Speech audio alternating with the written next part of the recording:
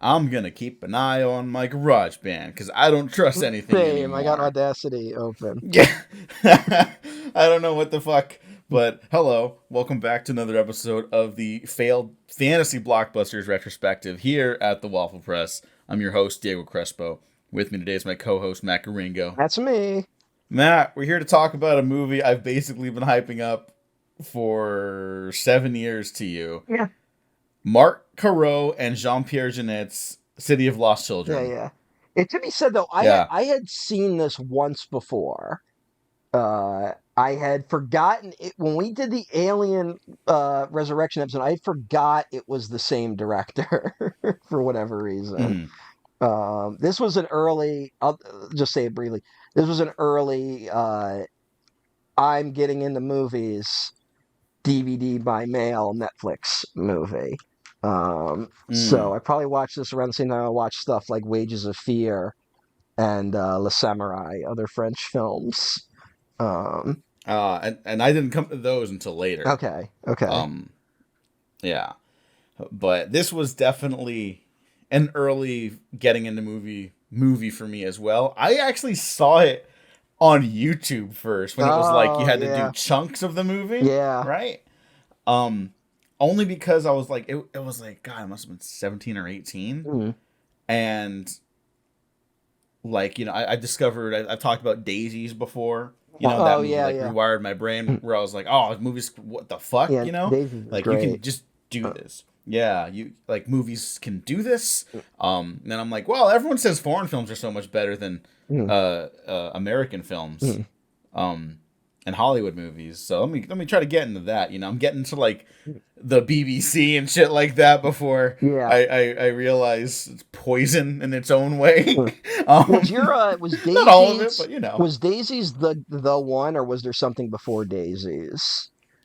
Um, Daisies is probably the one that like, oh, movies are art mm, for me. That I yeah, think that's one of the first big yeah, ones, yeah. And then as I get older and my taste like evolves a little bit, Mhm. I realize like, oh, like some of the movies I really love have always been like more artful. Like I think Disney's Fantasia is Yeah, like like one of the greatest works of cinema. when you circle back around to being like, oh, even the movies that I like, I appreciate. It's kind of like learning to reappreciate the Matrix films and stuff like that, as Yeah. opposed to just popcorn fodder. I think, uh, just for me, I think Pan's Labyrinth was that for me. Like, Oh fuck yeah, of just like, fuck oh, yeah. movies can do this, and then also it's foreign language, so like, oh, I can do subtitles now. Like, I'm now mature enough that I will watch a foreign language movie in the original language, which I hadn't done up to Mhm. that point. Uh, so Oh okay. it, I maybe it's just because I grew up in a Spanish speaking Mexican household, mm, and all my immediate like, or at least like very close family, um, I would just watch stuff with subtitles a lot as I started losing my Spanish language, mm, as the school I went to didn't want us to speak it unless it was like in Spanish class, mm. which they didn't offer until the last 2 years I was in seventh and eighth grade. So Great you system know, they have there. yeah, yeah, fantastic stuff Yeah. by the Carden School Education Board. Mm. You hacks. Yeah. I don't know. I hear they're a mess right now. So whatever. Oh, But yeah, yeah. anyways, um, so yeah, there was those movies, but I remember like I saw Hero. Oh, Um, yeah, yeah. yeah, did you ever see that Yeah, with yeah. Jet Li? Yeah, I saw a lot of those though with like the like any Jet Li movie or Jackie Chan movie pre 2006 I saw dubbed into English. Like I saw Police Story 3 when it was released over here as Super Cop. Um Oh, okay. Yeah, yeah. Super Cop, meet the cop Yeah. that can't be Yeah. stopped. Which like there's literally I don't know if this is in the I guess it is because the subtitle for Police Story 3 is Super Cop. But there is I do remember the dubbing of the movie being like, we need an exceptional cop for this, a super cop. I do remember the very Uh, bad English dubbing for that. And then like Godzilla films obviously were like the big one of like I just watched, oh and yeah. anime, a lot of that stuff where it's like all of it's dubbed into English. Like I just did all the English language versions of that until 2006, and then I start doing the I'll watch these in the original language now. Um, Hmm. and so like yeah, I wasn't as like I knew subtitles, but I wasn't as familiar with them. Um, and then I also talk about I think I've told this story. I took a summer class. I took a summer camp that like let you make movies basically, and it was just Mm. they just gave you like a camcorder and an Apple laptop, right? It wasn't anything like high end, you know. Uh, That's enough in some yeah, ways, yeah, and it when was you're getting started. exactly yeah. It was just for fun. Um, I apparently shot action scenes very well. That was what the guy said. Which because there was a chase scene on a staircase that I did. I did a Oh, that's great. I did a murder mystery where the killer shows up in the last 5 minutes. So the plotting Oh, wasn't. you made a giallo. Yeah, the plotting wasn't very. I kind of did actually. It was called like the Devil's Hand or something like that. It was bad. Yeah, Uh, see, that's like yeah, an Italian ass name. yeah. It was pretty bad. But we part of it was we would spend the first half of the day making our movie, and then you could do that for the second half of the day. But also, someone could pick a movie to watch, and someone picked The Matrix once. We watched The Matrix. Someone picked Pirates of the Caribbean, which was fairly new at the time. And some girl who it's one of those where I'm like, I hope they're doing something now, right? Like it's one of those like I hope Hmm. I hope she made it. Some girl was like, I want to watch Charlie Chaplin's The General. Yeah. Yes. So some girl picked Charlie Chaplin's The General to watch. And we watched it. That was Wow. my first silent movie, like feature length silent film. Was just this girl at summer camp being like, let's watch The General. And it was one of those where I was like, oh wow, I thought a silent film would be boring. This is actually really interesting.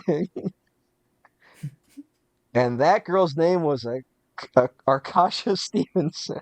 No, but That would have been it crazy. would have been. I like. It's one of those where I'm like, I hope she made it because there was another kid in the class who basically was like a Scorsese obsessive, and Oh. he was such an asshole. Like he was like, and Oh. that kid's name was Todd Phillips.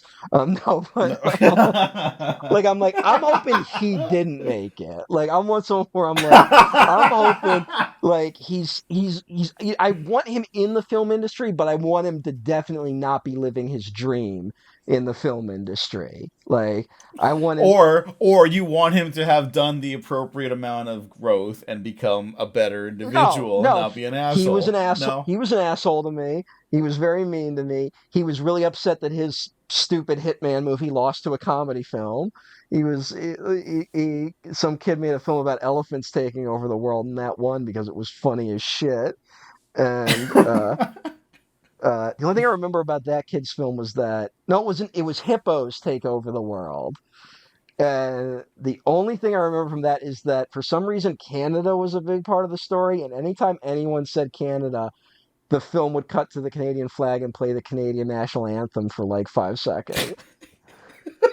And in 2004 or five, that was the funniest you could possibly be. Yeah, that there's a reason we find it Yeah, funny. that's the reason we would find it funny, and There's then no one younger than us finds it funny. yeah, like what's so funny about Canada? So, No one likes Canada anymore. well, Canada's going through it. Canada's Yeah, whatever. Canada. Um, but yeah, okay, so that led you to eventually like Hmm. checking out movies like this, though. Yeah, yeah. This was somewhere in the middle of all that, and I kind of just had a Yeah, that's the movie where the guy is stealing the kid's dreams, right? Like that was kind of my Hmm. reaction to it, and then I never rewatched it until 4 days ago. I have a little bit more Yeah. that I didn't write down, but this is 100% true, and I think I brought it up before. So I was super into Fallout 3, Mm. right? Super, super into Fallout 3. Still an imperfect game, but I still stand by Fallout 3 and Skyrim are peak make your own fun games. That's what they're there for. Get them at a discount. You have time of your life for an hour or two, and then you go move about your day, right? I wouldn't argue that they're great games. I would say they're great experiences if you can make them that, Great if you order a right? cake and you're happy with someone just sending you flour. No, no. It's just like it's not.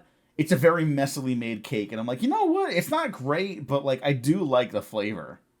You know, maybe I just need to add a little bit of my own. Whatever. I liked Fallout 3 a lot, Mm, and it's. I love the aesthetic. I love the almost like mm, steampunk style aesthetic, and then I discover steampunk. mm, That like my curiosity there, and I'm like, well, there's any steampunk movies. mm. It doesn't seem like a very popular like genre, right? Not knowing how budgets work at the time, I Yeah, didn't realize how fucking expensive it would be, yeah. right? Um, and I was like, no, not really. There's this thing called City of Lost Children, though. Let me see. Let me see a trailer. See the trailer with the Angelo Badalamenti music, and I'm like, I gotta watch this now. I don't know what I just witnessed. And then eventually I just keep searching, and I'm like, oh, City of Lost Children, part 3 out of 10. Okay, let me see if there's part 1 out of 10. Well, no, but there's this whole sequence that they have. It looks kind of long, so let me start there. Okay, it's the beginning of the movie. Okay, now part 2 out of 10, and then I watch it like that, right? Okay. Yeah. um, and then I'm like, fucking, so fucking hyped. And I don't know. I think I've told you this. I don't know if I said it on the podcast. I basically started writing like Fallout 3 fan fiction for like, oh, they should do a TV show, you know? Mm. And it's like it should go like this, and you can kind of, oh, then you could do this, and then when you got to take them to the West Coast because that's where the other games are. Because I eventually learned about the other games and Yeah, yeah. how to play them online and stuff like that.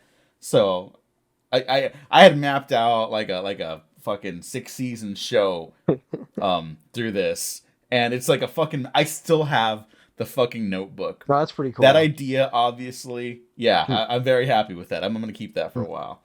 Um, that obviously was never gonna happen. mm, Not because of my own like lack of footing in the industry or lack of hard work. mm. It was just not good. Yeah, yeah. But I that's why I was very happy to enjoy the Fallout show. And I think it's like Fallout 3. I'm like, I don't think this is great, but I'm enjoying it. Okay, yeah. And as long as that show keeps entertaining me, I'm gonna keep watching it. And I like the cast a You lot. talk about, Um, well, I'm glad you brought that up because that actually adds something to a point I will make later down the line, but that's very mhm. interesting. Uh Yeah, and that, but the general idea, I just want to end on this yeah. of that Fallout stuff.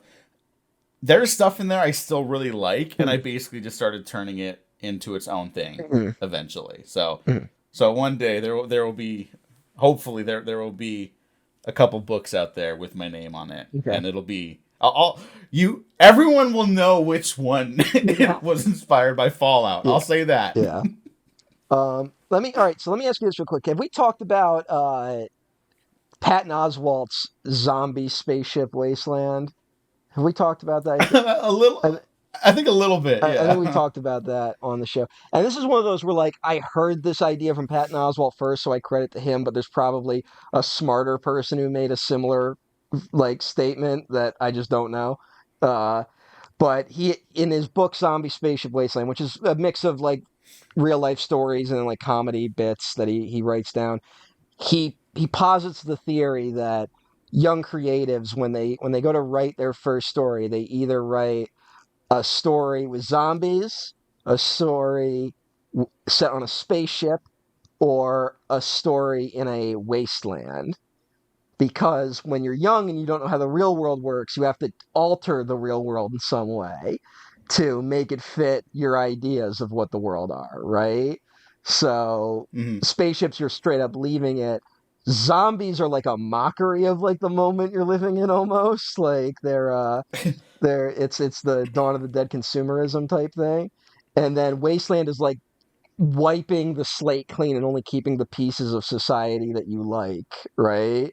That Hmm. in a way. So it seems like you gravitated towards Wasteland uh in your writings. Yeah, I think so. Yeah. I think like here's the thing. I drew like I was definitely a spaceship kid because I was a Star Wars kid, but I think when it came to my first like writing, like trying to do stories, I think it was zombies. I think I was definitely a zombie kid. Like my early attempts at writing were all zombie or zombie adjacent. Uh so here's a question though. So in that Fallout fanfic that you wrote, um what were the things that like like it's not like you were sitting there writing being like increasing some of the capital anti-capitalist themes or anti-war themes of the games, right? Like, Hmm. like I'm not this isn't a judgment of you, but you were obviously a teenager. I was the same thing, probably writing Yeah, yeah. BioShock fan fiction and, just a surface level reading of the material. Uh, so what did you take from it? Can you, if you look at your old writing, like what was the thing you fixated on mainly about Fallout 3 and by extension, City of Lost Children? Well, I did also rip off the Bioshock stuff because I Yeah, also loved Bioshock, and that I would still consider a great game, right? yeah, And the City of Lost Children thing, the city on the or the building on the water, mm, right? In City of Lost Children, I was like, well, it would be great if there was like a city on top of the ocean and city like that goes to the bottom, and you do like you have like two separate societies there, and the people uh, on top are poor, and the people underneath the ocean are safe and stuff like that. It's like okay, so like mm, I that was the most like class conscious I got, and yeah, even that is obviously mm, like that was tangential to my interest of I really wanted to do mm, like a Star Wars but steampunk, yeah, just with the Fallout stuff. I tried to make it more of an adventure type series, you yeah, know, yeah, and there would be like a treasure hunting arc in the middle of like building up to like this background like hmm, battle like war building up in the background or something like that, you yeah, know, yeah. between like different factions. And obviously it just didn't work because they were all just like my only reference points were like, well, this is how it worked in Fallout, Yeah, and exactly. not like any actual like storytelling stuff. You Well, know, just a bunch of very messy ideas that is there anything maybe I could pull from. is there anything you can pick up like subconsciously that you were working through when you were writing it? Like that when you look back I'd now have to and you're I'd like have to take a look at it. I like should have had it ready to go mm, right now, that's but fine. I'd have to take a look at it again to really think about it. Mm, I could see I really liked Lost mm, through mm, it, and I could see some stuff from like at the time I really liked Sons of Anarchy, so I was like, oh okay, I could have like this sort of mm, gang that's like noble, but still you don't really trust them, mm, you know, and there would be like that was what a lot of the factions were. It was like oh they'll be like do they work together? Do they not? Like yeah. what like there'll be like a betrayal at this point in the story, but it would be like There's a a bullet point, not yeah, like it's not a like reason. it's not like a character development. Like it just happens. No, I relate to what you were saying 100%. Like I definitely Yeah, did that sort of bullet point type writing for a long time. Um and unfortunately still do occasionally, but sometimes it's just you yeah, got to have something to hang the story on for a little yeah. bit. No, Uh I mean, hey, I'll be honest. A bullet point is not a bad starting point. hmm, It's a problem if you're like you're only doing it because you put it on the bullet point, yeah. or you can't make it past the bullet point. Yeah, That's when it's a exactly. little bit of a problem, Yeah, you yeah. know. Um Um, Now, but here's like I'm actually you're kind of like re-bringing back memories that I basically wrote like a trilogy of zombie stories, like that I think was because I was probably playing a lot of Dead Rising at the time, and oh fuck but yeah. also like was just really into horror movies and shit, and there was definitely a working through of my aggression towards like my fellow high school students, like my fellow middle school and high school students, and like certain judgmental feelings I had about some of them at the time, like where you think you know better than everyone, and then you have to, as you grow older, you realize everyone's a human being and as complicated and nuanced as you. Like, I definitely, I'll like this is embarrassing to admit, but I guess important to admit. Like, I think I don't know if you had this. I thought middle school was more difficult than high school in terms of like socialization. I think because like everyone, the puberty gun goes off at different times for everyone in middle school, and some are Hmm. way ahead and some are way behind. And I found like that was like I experienced a lot more bullying in the middle school era, and then that mainly vanished by the time I got to high school, right? Like that was Yeah. mainly gone. Everyone was just kind of chill by then. But for at least my freshman year of high school, I still held on to grudges from the middle school era, right?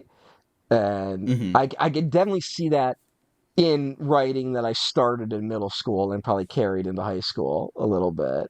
I definitely had a sort of there's definitely a theme of the inability of people to cooperate, right? The That's Hmm. in Night of the Living Dead. So like I was definitely working through aggression that way, and then a sort of nihilism in all the writing where like anyone can die, right? I'll Yeah. like I had a lot of like, oh, this character will die because you wouldn't expect that character to die, like. I wasn't thinking about it in those terms, obviously, but there's definitely like a recurring theme of that in the very youthful writing I did. So, Hmm. um, did you Yeah, I'd have to go back and look, but I guess like in hindsight, there's definitely I had a rougher time in middle school for sure mm, as well. And I think by the time I'm getting really into Fallout and start getting interested in something like City of Lost Children, as I'm writing mm, that Fallout 3 fanfic, I kept the uh, the vault in play a little longer than I would. The show does too, but it mm, does it very differently, mm. right? So I'm not obviously that this is not me saying like, oh, like How am I there's no writing? way they even know I'm exist. Yeah, they found my notebook. No, that obviously it's just a concept that Mm. you could play with a little more with an ensemble piece, and I think the show does a really good job with that, frankly. Much more interesting than I ever Mm, would have as a 16, 17, 18 year olds. mm, But I guess if I had to like really think about it, like maybe there's like a sort of like self satisfactory approach to like how the people in the vaults maybe didn't get along with like some of the people I had as my protagonists, yeah. and then eventually they come together and Mm, become like allies and all that yeah. shit, Avengers Assemble type stuff. Mm. A But longing for friends. yeah, yeah, maybe that was it. uh, I mean, the vault can be representative of like, you're trapped in school basically for the first chunk of your life. Like that's not you know, mhm. um, like high school you get a little more freedom, but you're kind of on rails up through middle school, so there can be a trapping feeling to it. I think Patton Oswalt Yeah, I points out mean, in his writing too that if you write a zombie story, and I'm betting this was true with my writing, even though I can't remember it, that if you write zombies, that it's filled with nerd aggression and self hatred. So that the two people that die the most gruesome deaths in it are usually the know it all nerd, which is more representative of the writer, and the annoying jock. Like those are the two that are going to die the most aggressively in your zombie writing. So I mean, look at something like The Walking Dead, the comic and the show, frankly, yeah, because yeah. the show still pulls so much from Kirkman's original writing. But like, I'm just off the top of my head, I'm like, the more quote unquote jockish type characters that you think of, like I don't even know if you remember the names, but like Abraham and stuff like that, like Yeah. they tend to be the nicer ones that everyone's like, oh, I don't want to see them die because like they're so great. And it's like maybe that's I'm sorry to psychoanalyze Robert Kirkman, but it's like maybe like he got bullied, and these guys are like, well, these are like the nice jocks that would like take care of everyone, Yeah. you know. Well, And there's always that. I think I'm seeing like a lot now just from that No, perspective. it's really interesting. I think about it all the time now, and I mean I think it's related to our fantasy fiction discussion that we're doing with this series, like where like our own personal reflections of the world show up in worlds we make up, you know? And zombies and wastelands are kind of closer to home because we have to bring some element of the world with us to those, right? Uh, and like even spaceships to some extent, if you're doing a more Star Trekky type one as opposed to Star Wars. Uh, but um, yeah, I think there's also there is that angle of when there's the one jock that is actually nice to the nerds, right? That was like he was your buddy, but he could also play football. Like we all had a guy like that at one point. And we also benefited from nerd culture going mainstream, like when we were in high school, right? So I think that also helped in terms of how we relate, like that sort of the jock nerd division is sort of gone, right? And I think we've been able to better parse out that there is a reactionary and a progressive version of both the nerd and the jock, right? That seems to be something we're more reflective on these days of the evil nerd, right? Um, Yeah, yeah. the that we don't always grow out of. Uh, Yeah. I mean, I don't think it's a mistake that stuff like The Incredibles and Iron Man 3, everyone's like, oh, they have the same villain. And that's where their complaint stops. And then they don't take a second to think, like, hey, maybe there's something to explore there with, like, the self righteous nerd yeah. type who's like, oh, I was put down and outcast and bullied. And so it's okay when I do it now. Now the And, world it's more deserves it. complicated than that, but, like, Yeah. maybe there's something to look into there. Yeah, yeah. I mean, well, I also think it explains the rise of someone like Elon Musk, like Mm-hmm. he is the bullied nerd as God, right? Like he is someone who That's like the most disturbing thing you've ever said, but I'm yes. just saying that's what No, it you're right. mm. You're right. I'm just saying it's Well, disgusting. did you ever read this is an obscure comic, so I doubt, but did you ever read the comic Doctor Sleep or Doctor Sleepless? It No, is no, not. no, no. It is not. Not Doctor Sleep, the Stephen King story. Doctor Sleepless was a monthly comic, and it was never finished. It's been on hiatus since 2009. Aw, that's And always a shame. they only 13 issues came out, I believe. And but here's the thing: it was written by Warren Ellis, who was canceled eventually. So I doubt that. I doubt it's ever getting finished. And if it is, I'm not checking it out, right? Uh, Mm-hmm. but it was a kind of I read it around the time of its publication. And it was a weird it subtly saved me in a weird way from going down a it didn't fully do it, but it was something I kept in the back of my mind. Part of Dr. Sleepless's thing. He's like he basically takes on the appearance of a mad scientist. It's some guy who his outfit is the stereotypical mad scientist, right? And Mm-hmm. he goes around and starts spray painting everywhere. Where's my fucking jetpack? It starts becoming a thing on the wall. Like who is John Galt? Basically, it's Oh no. and it's this interesting idea. Then he hijacks the airwaves. It's like a sort of near future story. He hijacks the airwaves and it's like we were promised a future of spaceships and jetpacks and we didn't get it. It's being taken from us. It's it's nerd as fascist. It is nerd You know as who said that literally same thing? who? Fucking Movie Bob. Oh, His whole thing really? is like banging the drum. He's like, I was promised Yeah, this yeah, great yeah. I future, remember. and these, yeah, Yeah, now yeah. I suddenly And he's remember. like, Yeah. yeah, And then it's vile. and then didn't he pitch a Terminator sequel that was nerd eugenics or something like that? Like he did a weird thing like that once where he kind of let his Yeah, mask slip a little. Um, yeah. His pitch was like, I'm gonna have the jock be the bad guy who doesn't fit into this great future that was stolen from the audience. So he's gonna go back in time and try to fuck with it so it can be his vision. yeah. And it's like, well, then if it was a good future, that person wouldn't exist. Yeah.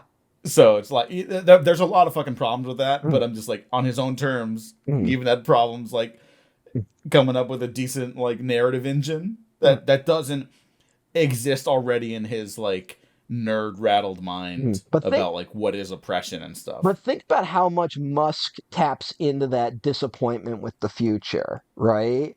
Like, we've been Mm-hmm. hearing about going to Mars since we were children, right? Like, Mm-hmm. we've been hearing about, and then these are things that never materialized. And Musk is like, I'm gonna materialize them.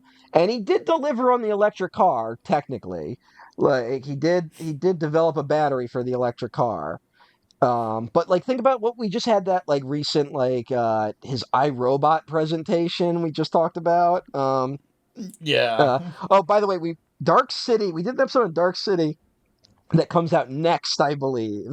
So we recorded these, I think a little out of order. I could be wrong though. Yeah. Um No, we did so go we out of order, we but we let me we make sure. there's going to be some overlap in some of our discussions, but the Musk thing with those robots coming out there, and we know now, like, and anyone who has a fucking brain knows that those robots didn't work, right? Like, but Yeah. it's an appeal to that future as a good thing, right? I mean, it's same Mm-hmm. similar with the like the all the metaverse stuff, and cryptocurrencies is a weird like promise of a future, of an escape hatch from the world we currently live in, and it taps into this sort of cultural but like this cultural idea of what progress is, that eventually we will get to Mars and have robots that deliver us drinks and shit like that, and cars that can drive themselves, and flying cars and jetpacks, and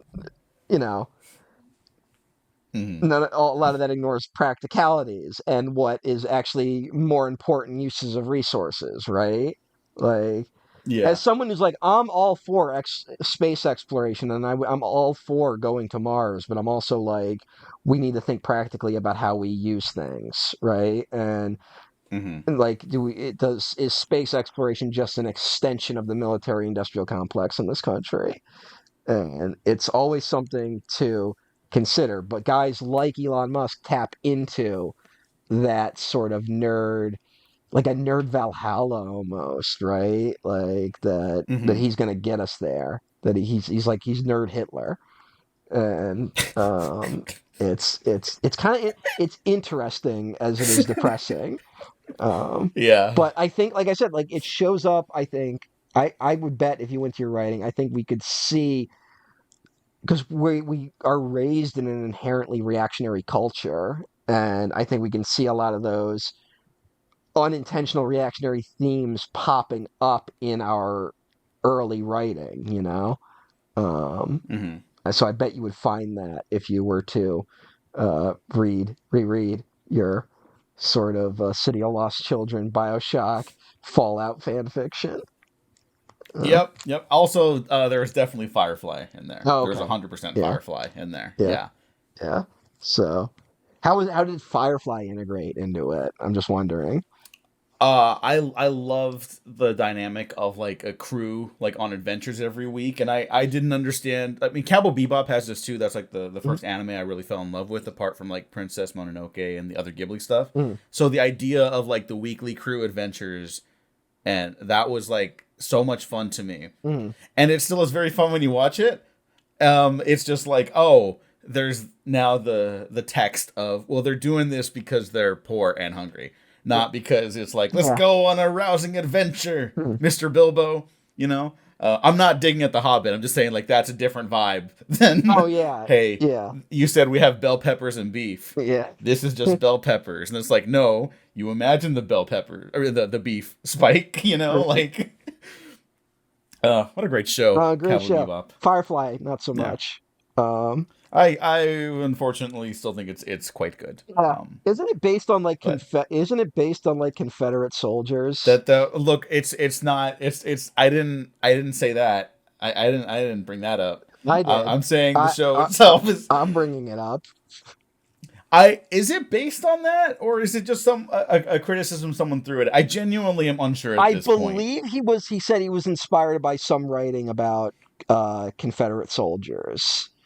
Uh, That's a shame. Uh, I'm trying to look. I mean, fuck him for separate Uh, reasons now, yeah, but the also killer. that now. He started developing it after reading The Killer Angels, which is about the Battle of Gettysburg. Um, Mm. um, he said Whedon developed the concept of the show after reading The Killer Angels by Michael Shara, chronicling the Battle of Gettysburg during the American Civil War. I believe that's the book that was adapted into the 7-hour movie Gettysburg. Uh, Mm. which was released in theaters by Ted Turner's An Insane Man. And then there was a sequel that no one saw called Gods and Generals, which is straight up like Confederate propaganda. It's straight up like the Confederacy lost cause, all that stuff. And Well, that's not and great. then Whedon said he wanted to follow people who had fought the losing side of a war, their experiences after as pioneers and immigrants on the outskirts of civilization, much like the post-American Civil War era of Reconstruction in the American Old West. I think there's other things about American Reconstruction you could focus on, Yeah, but and also, hey, if you wanna oh my discuss God, like oh no, what did you? No, no, the no. We're not have time. I'm sure it's awful what you're just reacting to, the other quote is but I that feel like we shouldn't spend too much time on it. he was partly inspired by Jewish partisans fighting in World War II, and we know where that led post World War II. So Yeah, yeah, I was right. We don't have time to unpack all that, but that hey, is genuinely upsetting. hey, uh, oh Whedon. Um, oh boy, Oh, what oh. a piece of Is shit. is he trying to come back? Like, has he tried to come back I yet? th- um, this is the last thing, and then we're gonna go back to City Lost Yeah, Children. yeah, But I think he tried to come back with like that interview that happened like a yeah. couple years ago, and you can tell he thought that interview went really great, and then everyone was like, "What the fuck, dude?" Yeah. Like, and then no one wants him back. There's been a few I of think those. the There's, only people that said like, "Oh, I'd work with him again in a heartbeat," was like Nathan Fillion, mm, which is a bummer to hear, yeah. but I've heard he's a tough cookie to Mm, say the least, mm. and I mean it's out there, but it's just I think that show Castle, which is one of the biggest hits on ABC, Mm, would have continued had he not been who he was. mm. I actually did not know that about him.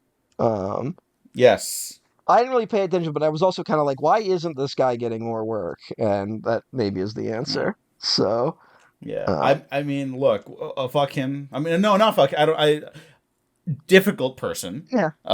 It sounds like. But there was a point where everyone agreed, like, yeah, why isn't he getting more work? Mm, He's so charismatic. He's leading man, handsome.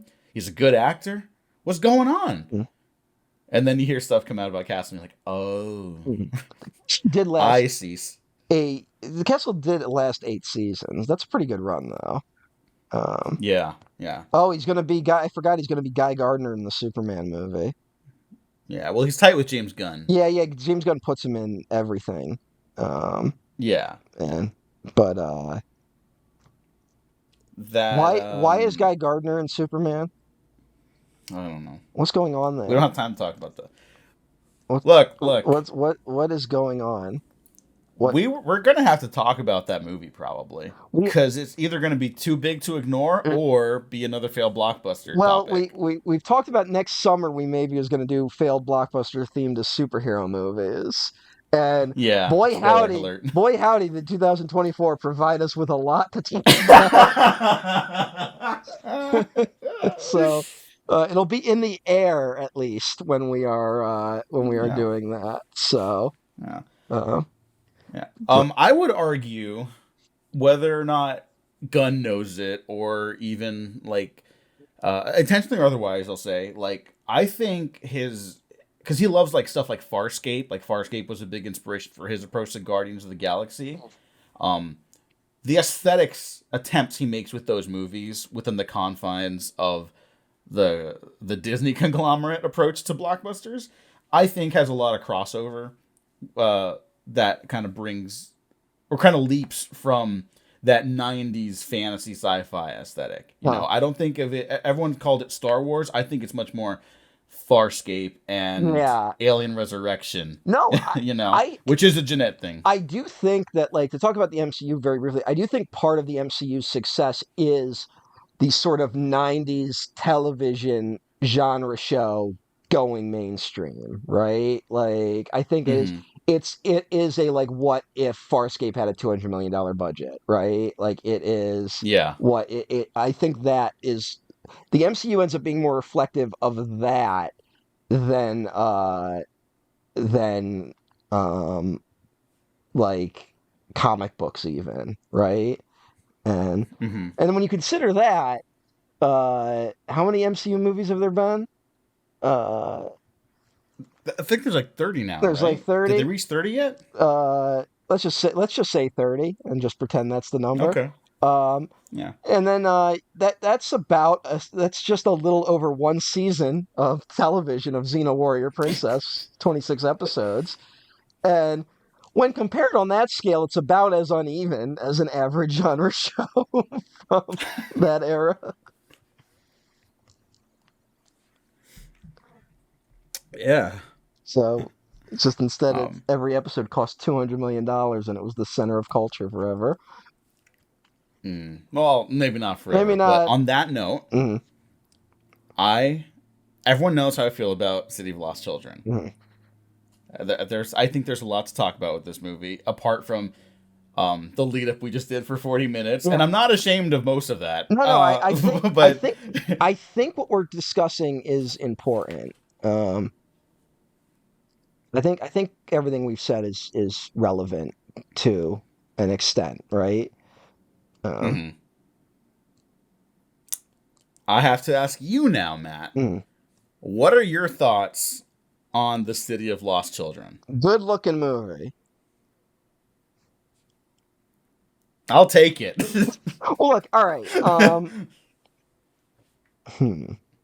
How do I think I'm a little too late for this to like blow my mind, right? Like, Hmm. and this is not uh a diss at the film. I think it doesn't cross over a ton with the stuff I find interesting in general. And then the stuff that is in it that I find interesting, I had gotten enough of it even by the time I watched this DVD by mail, and and then even watching it now, I'm like, I've seen a lot of the imitators of it, right? Like I've seen a lot of the Hmm. people, like I've seen Dark City, right, and shit like that, Yeah. which is definitely comes in the wake of something like this. And so it just doesn't hit in the way that I think it does for some people. Now, I'm going to say it's entirely possible you could talk me into loving this movie. Like this isn't a uh I got some pretty big hurdles to overcome for you to convince me this is like a great movie, you know? Yeah, this is not Alien Resurrection, It's perhaps. not Alien Resurrection, although I do think Alien Resurrection is a little easier to talk me into liking than say Prometheus or Covenant, right? Where Hmm. I'm like, you got to get me over some pretty big humps to get me to like those movies. And there's nothing objectionable in City of Lost Children, I guess is what I'm saying. There's no part of me Hmm. that's like, they fuck this. I'm just I'm just like it's not on my wavelength as I am right now as a person, right? Uh, Yeah. that being said, like I won't go into my spiels at this point, but it did get me thinking about a lot of things, and it led me to a lot of interesting writing.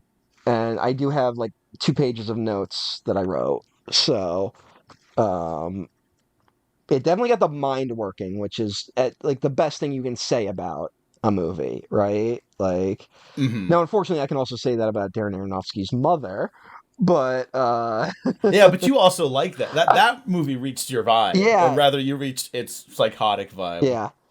Um, um, I think I just live with the apocalypse at the periphery of my brain at all times. So Mother was on my uh, wavelength.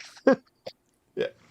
Well, I mean, I maybe this is just me, but I think part of the reason why like I went from Fallout 3 and Fallout in general at a certain point to like steampunk stuff is that steampunk is like almost apocalyptic to me. Yeah. It's not post-apocalyptic. I think it's like pre-apocalyptic, you Mm. know?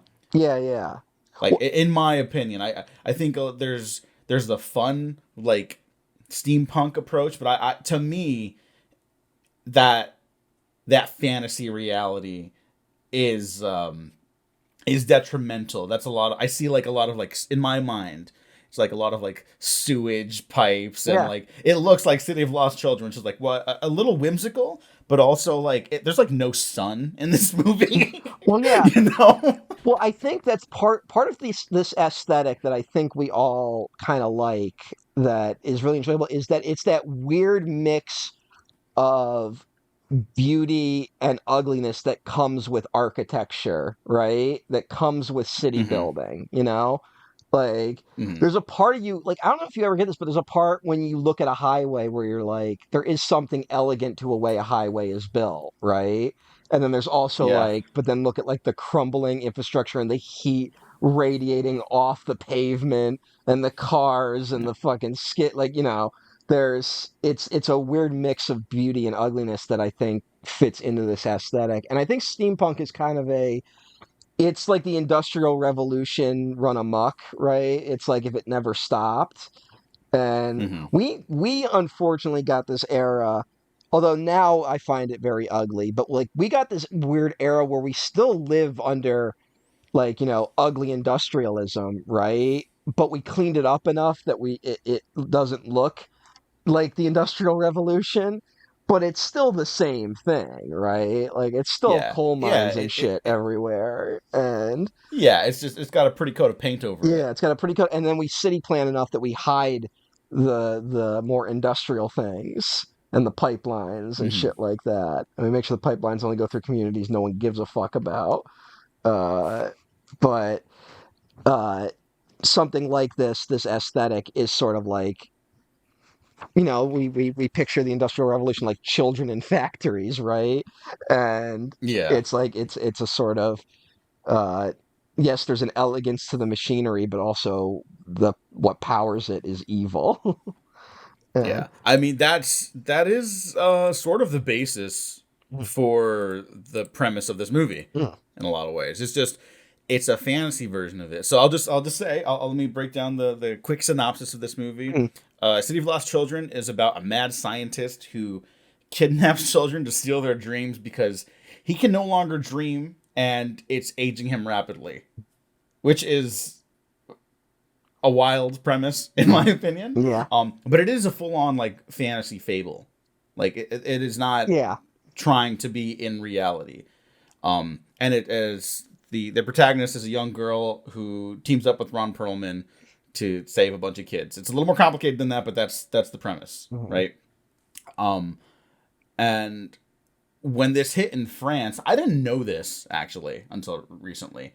Um, this was not like a successful movie financially, but audiences didn't really like it in France. They were more into like La Haine by this point, which is like grounded Mhm. black and white, like quote unquote authentic realism and stuff like that. Yeah. France was like moving away from this, but in America, this is like this is the precipice of Dark City, The Matrix, and like the aesthetics. Even though Yeah. that's like steampunk to like sci-fi to cyberpunk, like you see that build, Mm. Yeah, um, it like and audiences responded to it much more positively here, well, it's which like I find interesting. it's a 10 years too late thing for the French audience, because this comes Yeah. out in 95, right? Uh Yep. that's 10 years after Luc Besson's Subway, which is arguably defines this sort of weird kinetic French filmmaking that goes on for the next few years, right? That I think Mm-hmm. Luc Besson ends up being the king of it for a little bit, unfortunately.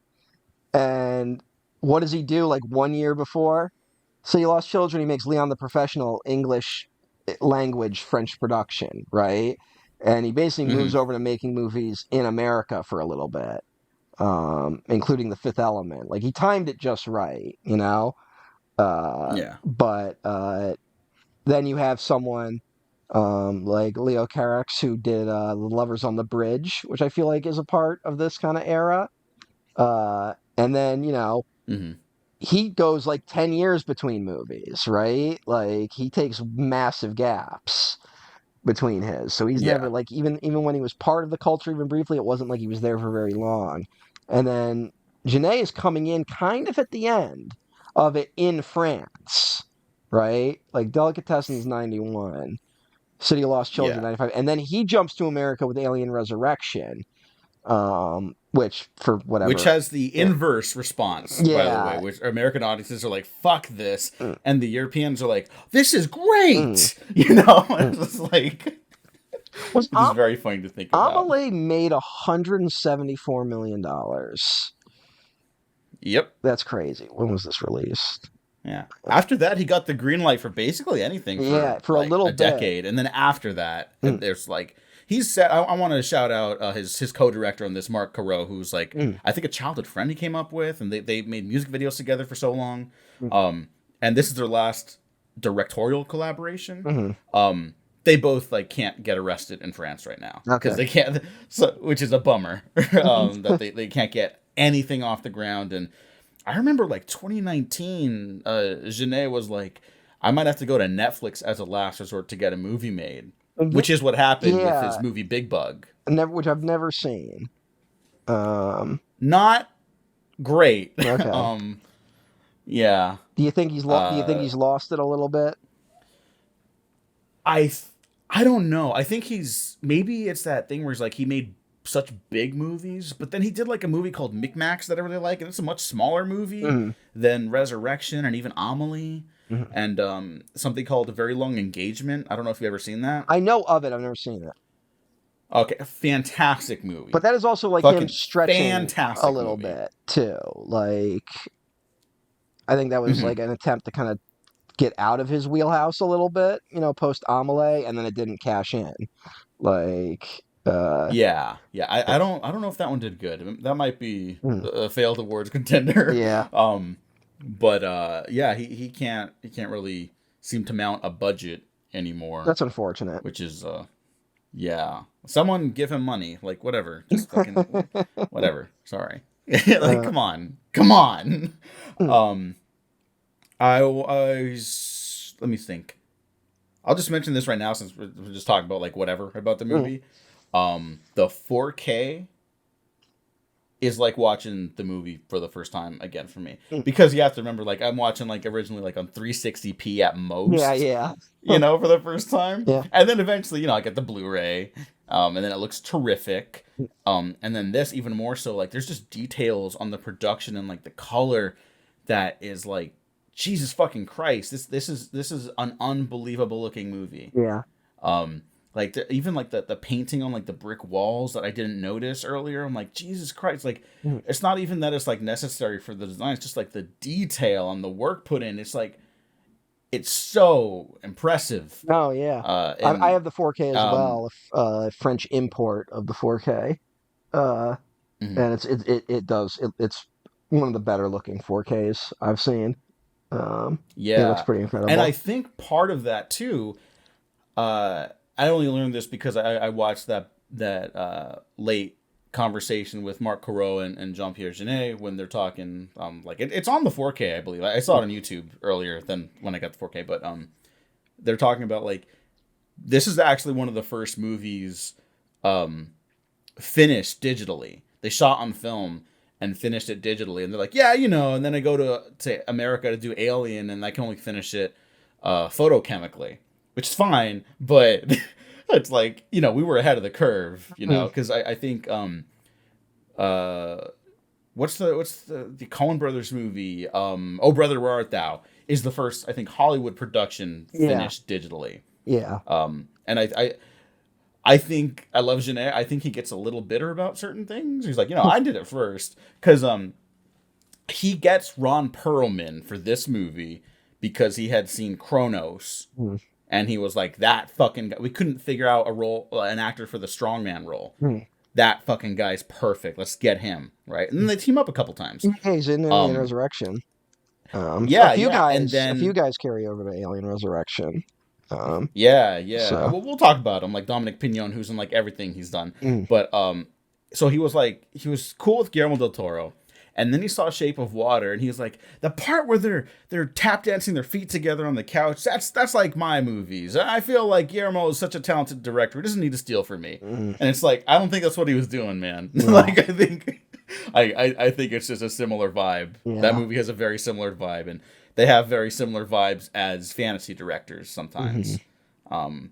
To the point where, like, I think one of the effects artist ends up working on like Hellboy and Uh-huh. stuff like that. Yeah. I believe his name is Simon Weiss, Mm. and he would later on go on to work with people like Wes Anderson, the Wachowski sisters. I think he worked with Spielberg on Bridge of Spies, Mm. like as a miniature director.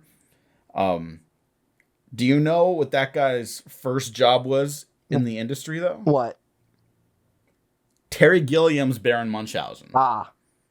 So look, it's all Yeah. connected. All right. Here's a question. Do you think the opening of this? You want to talk about Janae being like they took from me. The opening of this feels very much like Janae announcing that he's the next Terry Gilliam.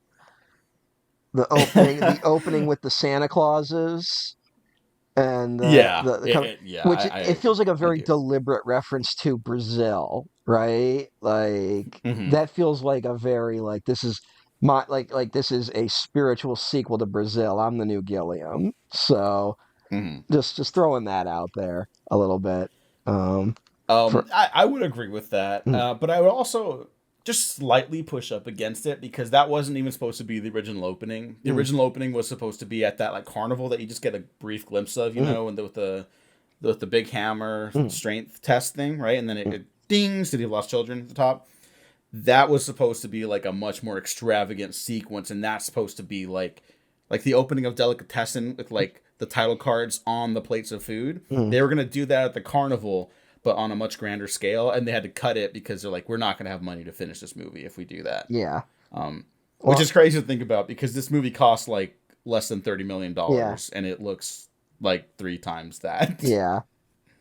Well, I was just, hey, the way it shakes out, it feels like it's a direct sequel to Brazil. I'm just, No, I'm no, just, I don't disagree with that. Yeah, I definitely don't disagree with that. Yeah.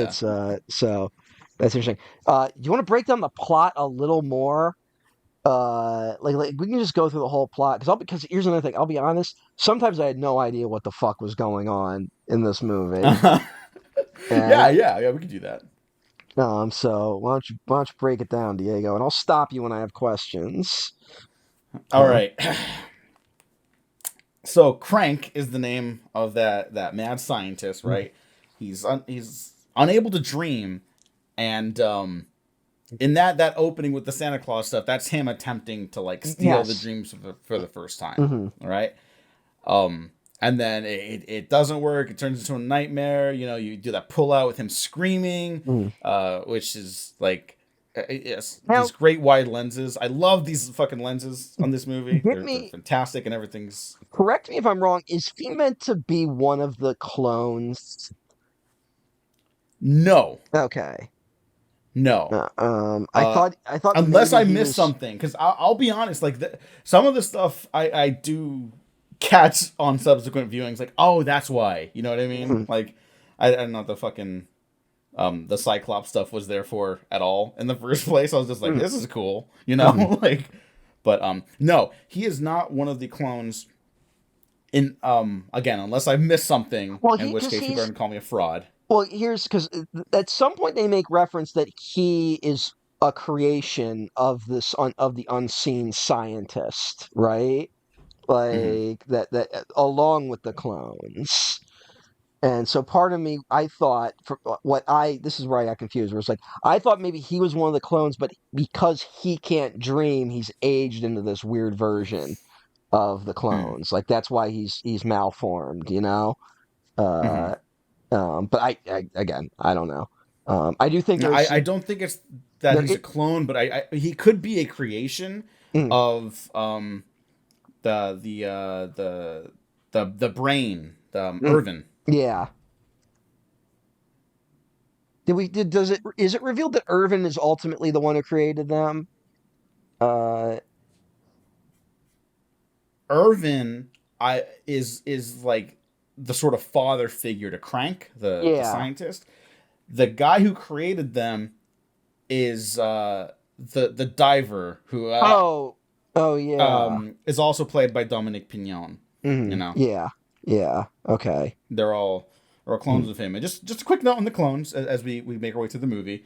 mhm, Um, it's fucking insane how they did that, in my opinion. So mm, there's like obviously like the rear projection stuff. There's also like they made masks molded from like Dominic Pignon's face to have other like mm, actors wear on the scene, but they'll have them face mm, away from the camera in like mm, the ensemble shots of the clones, right? And then they'll have like it look mm, like they don't explain this, but in the behind the scenes, it looks like they have like a bunch of mirrors mm. placed in certain places. So Yeah. they'll pop up on the projection. So like if they're in the background, it'll look like there's more of them. Mm. And they'll do it like in front of a blue screen. It's And then for incredibly this seamless. It's incredibly yeah. seamless. To the point where you're just like, you start going like, is this guy secretly like triplets and they're doubling the triplets, right? Like that, Yeah. and it's like, no, it's one guy. Like, it's very impressive. Um, Yeah, that still fucking blows my mind. I'm mhm, still not 100% sure how they mhm, did it, but just like mhm, the little bit of the process you see. And actually that's a pretty big complaint I do have about some of the releases of this movie mhm, is that you could clearly write a book on just the production of this alone. Like not even just from like I don't not even just for me and people that like worship this movie. I mhm, mean just like hey, how did you do that? I have questions. mhm, Please tell me. mhm. you know. Uh, Janae has like an animation background, right? Like he went to school for yeah. animation. Um, this would be something I've been thinking about in terms of like how we live in like these digital effects heavy films, because part of this is like the last era where like you get like this good mix of model making and digital filmmaking, right? Like it's Mhm. part of like Jurassic Park is like 2 years before this, and we're about to like this is the last kind of era of practical effects, which we also see in stuff like Dark City. Whereas that cool scene in Dark City where the two buildings crash into each other, and the way Yeah. they did that was they literally built two building sets and just crashed them into each other, like, which is and I think there is something to like an animator's eye that can help figure out how to compose these type of effects heavy shots in a way that both makes them seamless but also makes them visually effective. And I don't know why we don't do this more with special effects houses, right? Like it Mhm. doesn't feel like special effects people are trained in the art of animation as much as as maybe they should be, because at the end of the day that's what they are, right? They're animators. Yeah. Um, and we've actually seen a weird and interesting crossover where I think we've seen a lot of like we've seen a lot of movies that are co-productions between animators and live action directors, right? Like that seems to be a thing they've been doing Mhm. more. You also had like Guillermo del Toro steering the DreamWorks ship for like a very brief period of time. Yeah. Uh, and like I don't know how like I don't like whenever this happens, usually this is probably more about getting around paying people adequate amounts, right? Like I'm not, but it seems like the right move to me, and I don't know why it took so long. And it definitely feels more like a reaction to the Pixar script is king attitude that existed for such a long time. The story Mhm. heavy Pixar films, and I just don't know why that hasn't crossed over into visual effects heavy movies, right?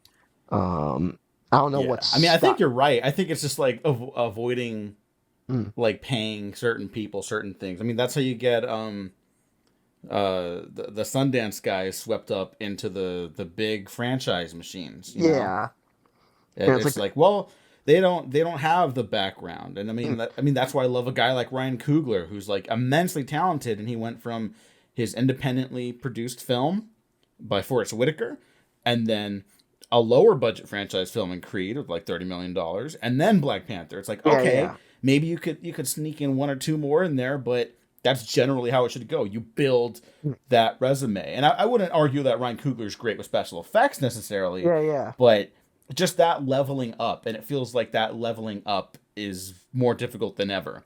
in this industry. Yeah. Because Janae and Carol, I just want to say really quick, this was planned to be their first movie, and no one would give them money for it. So they're like, okay, let's make something smaller.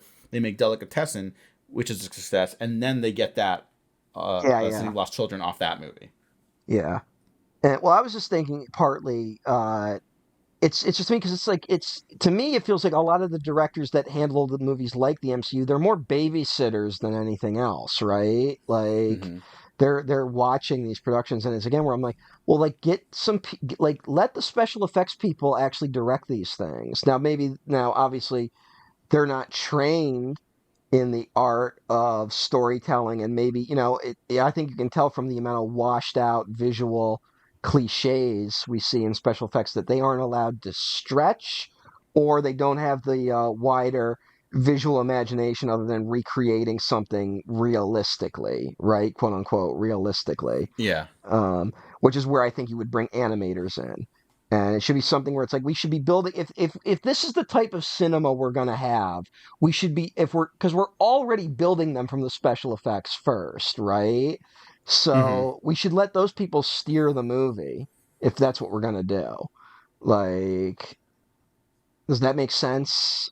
Yeah. No, It's no, it does. It mm, does. Yeah. It makes mm, too much sense for the industry as it currently is, frankly. yeah. It just seems like a very obvious solution. Mm-hmm. Well, But I think perhaps part of the reason why this film's like weirdness is like, and I think this is a feature, not a bug. Why it's a little harder to understand at some points. Um, there's a couple of things for that. I will go back to the origin of this film really quickly. It mm, was initially supposed to be about an old man who would steal children to use them as bait to capture sharks and stuff like that. It was still going to be like mm, moderately fantasy, but that was like the intended like that was probably like a first draft or like an outline idea Caro and Janae had at yeah, one yeah. point. And then it starts evolving into this fantasy thing, right? Mm, To the point where that previously described carnival opening was supposed to help establish the tone and introduce like characters as they were going like on in the background of the titles and stuff like that. Not all of them, not like the scientist because he wouldn't leave the decrepit oil rig, right? mm. But like you would see the other characters, you see the strong man and stuff like that.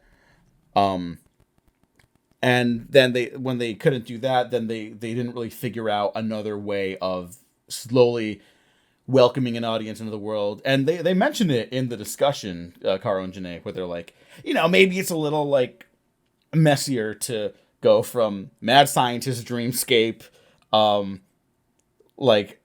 decrepit like port area, um, little girl, and like just the different establishing stuff Mm. is it's less clean, you Yeah. know. It's throwing kind of a lot at the audience, which is sort of like what like Mm. shocked my system when I first saw it. Yeah. Um, But what's but I also good is understand that why it's harder to grasp stuff because of yeah. it. But I think this is where animation's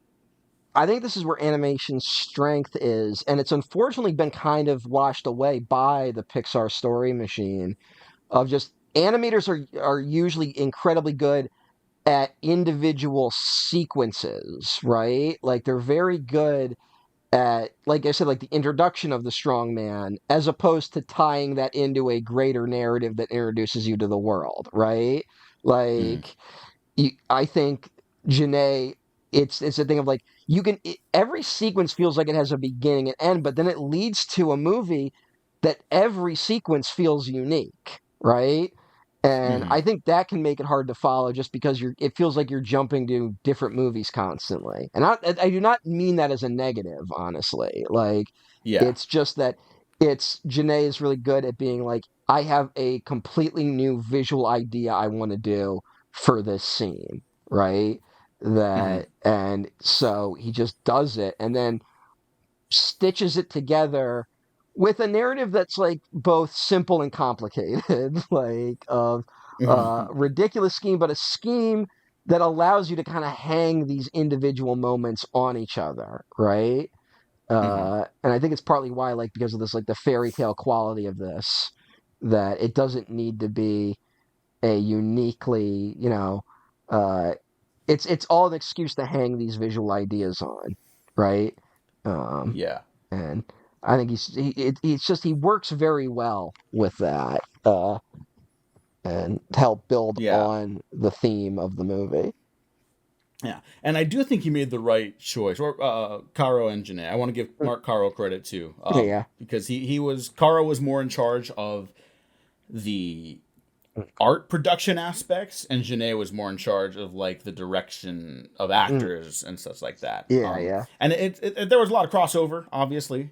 Mm. I don't want to credit one more than the other, but I just think that's worth noting. Like they This said, does like feel like like this does feel like a movie that needed to be a two-person job to work.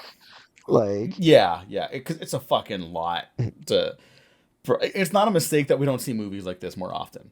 You yeah, know, even if it was a hit, it seems like a massive workload, and it was like mm, 6 months of shooting, yeah, yeah. No which studio's is gonna let you take that's a this long to make a movie like this. yeah. Uh, I think we talked about it in the Matrix episodes, but like the Wachowski sisters were talking about like the original Matrix had like 160 days to shoot.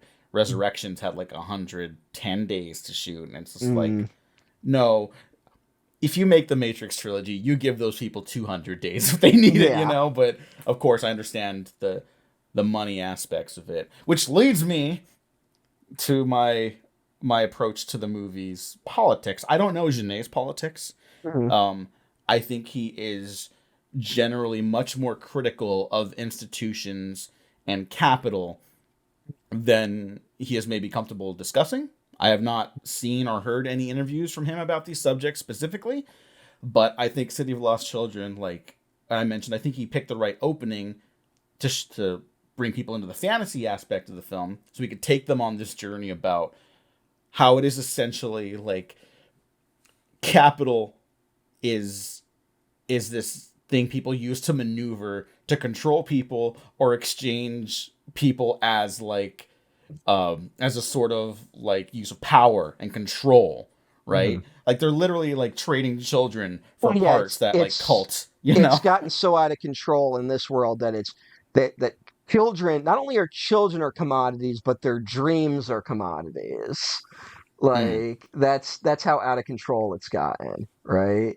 yeah, Um, I mean, like it's not a subtle metaphor, but it's like yeah, that's they're literally stealing the children's dreams because this person who has like enveloped themselves in a form of progress can no longer actually like have a human experience, you know? yeah. Like they're just surrounded by mechanical familiar images, you know, or distorted images like the opening with the Yeah. Sanda eventually. Mhm. Here's a question though. Could was he able to dream at one point and then it stopped, or was he never able to dream? These are just elements like I might have missed. Um you know what? I don't know. I don't Mm, think they answer. Unless I've missed it because as much as I love this movie, there is it's throwing so much at you. There is some stuff I'm just not going to be mm, able to answer, I'll be honest. mm. But I always read it as he lost the ability to dream Uh-huh. Yeah. and he wants to take it back, which I think is what Caro and Janae like Mm. lean into with him. Like he's Yeah. trying to regain that innocence, that youth, that imagination, Mm. you know. So this brings me to some of the political reading I did as a result of this movie. All right. All right. Now I want to say really quick before I begin anything. A lot of this I'm lifting a lot of this from Graham Williams' review on Letterboxd of City of Lost Children. It was kind of like after I watched the movie, I needed some direction on it because I didn't really have a take, Mm-hmm. and I was kind of struggling with one. So read their review. It's very good. It's a 4-star review. It's one of the top reviews on it. So I'm going to be repeating a lot of things they bring up there. And then I'm going to be a lot of what they wrote led me to this stuff. So I want to give them most of the credit. And this is me badly repeating what they said and probably not fully understanding it, right? Like this person seemed Mm-hmm. more immersed in the type of writing. I will say this though. they brought up a lot of things that I brought up independently in the Dark City episode, which was recorded before this one. So, Okay. so So if I there's want, crossover. yeah. So if there's crossover, those came up independently on my own. I did not read the. I had not even watched City of Lost Children when we recorded the Dark City episode. Okay. I had Well, not. if I may, just really quickly before you jump into that, I Uh, have a letterbox review to pull from mm, really fast mm, from Brianna Ziegler. mhm. Um, the review says this whips ass. All right, go ahead. Okay. Well, That thank was you it. for Sorry, I just that. wanted to Thank shout them you. out. Thank you for Yeah, that, Diego. because I'm I agree. also That was it. um, and there's they brought up in part in their review the idea of hauntology, specifically in the era of the 90s. And hauntology in a very I am not going to explain this accurately, so do further reading on your own. I'm going to try my best, but Mhm. it's a sort of a return of persistent elements from our social and cultural past. It's stuff that just keeps recurring no matter what we do, no matter what we change. It's a sort of we're essentially haunted by certain ideas, right? Mhm. Uh, and hauntology as a term was, I believe, popularized. I don't know if it originated, but was at least popularized in the book Spectres of Marx, written by philosopher Jacques Derrida, who he wrote it in 1993, so 2 years before the release of this movie. And it's a lot about uh, how the specters of Marxism still hang over uh, a post collapse of communism world, right? Mhm. That there's essentially a staying power to Marxism, even though communism at this point has failed. And he also points out that like the rise of sort of neoconservatism and neoliberalism as part of a post Berlin Wall liberal democracies. Um, and in his writing, he talks about 10 plagues that mark this era that indicate certain problems that we're dealing with. Um, a sort of the 10 plagues are one, underemployment, which is like an underuse of people's labor and like a waste of labor, which we see basically everywhere right now, right? That Mhm. we have people doing manual labor in being underpaid in jobs at like Starbucks and shit like that. And then we have, I actually did you see what's that fucking movie? Margin Call? Uh Yeah. Oh it's wow. one Yeah. of Haven't heard one of about the that one more in a while. one of the more subtle elements of that film that I don't think that movie gets enough credit for is Zachary Quinto is literally a rocket scientist in it, and Mhm. he's the one who uncovers that the firm is on the verge of financial collapse.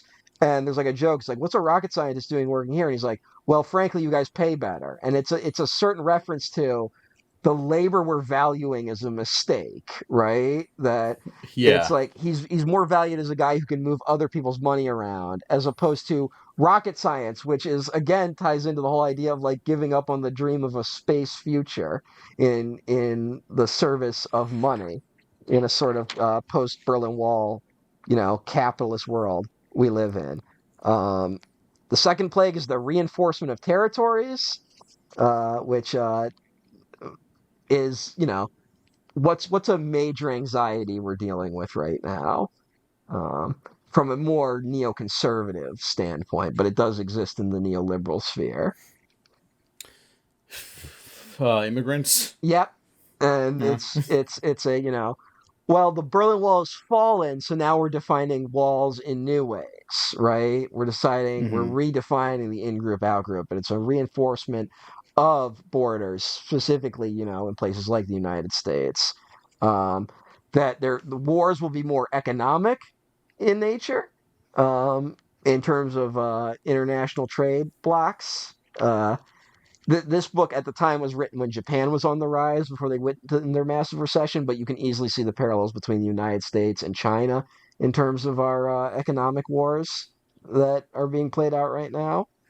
And some people build their campaigns off of maybe. Uh, uh, fun times we're living in.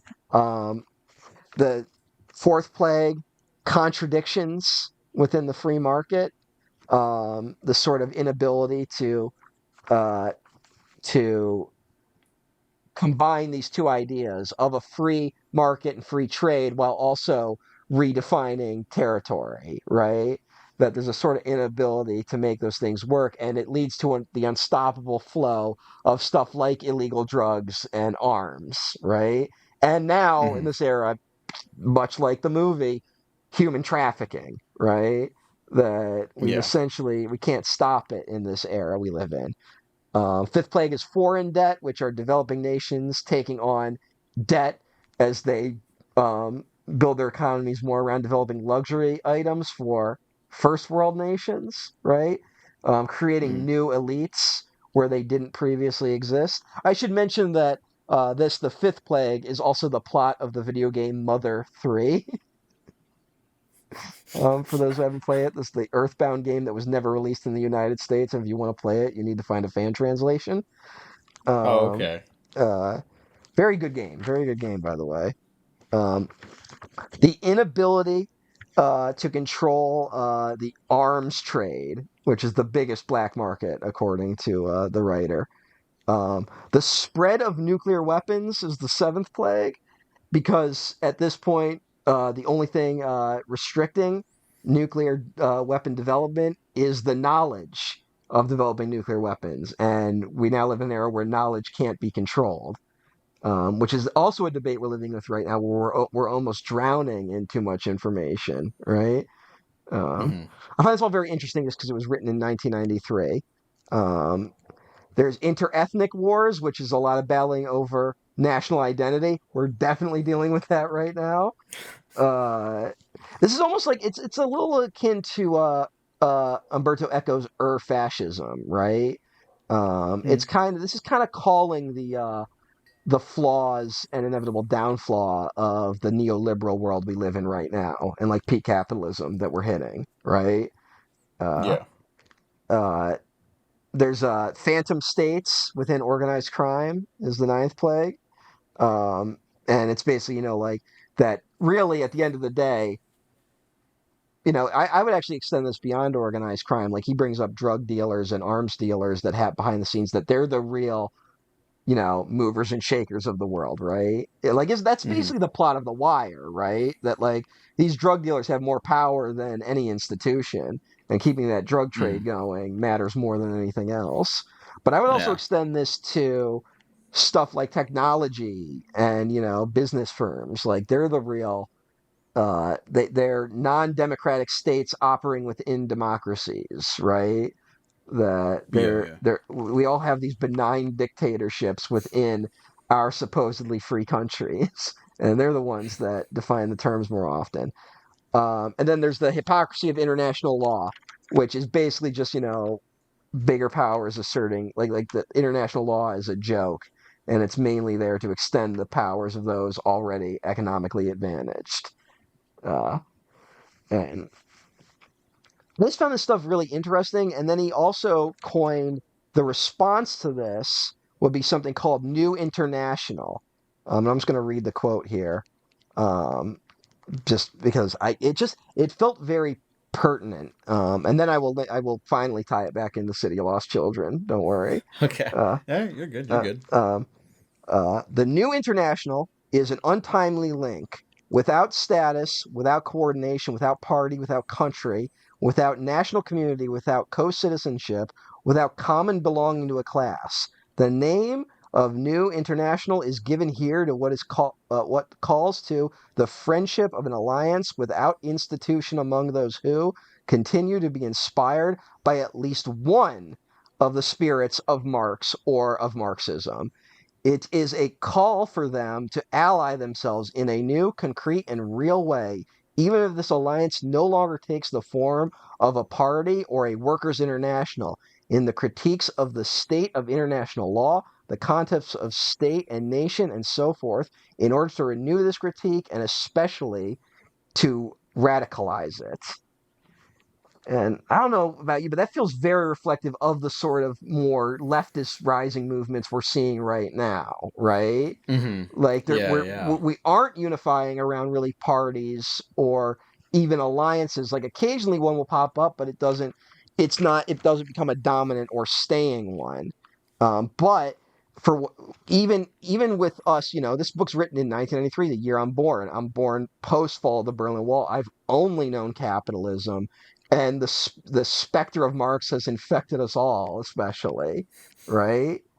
Mm. Uh, and I found that very fascinating.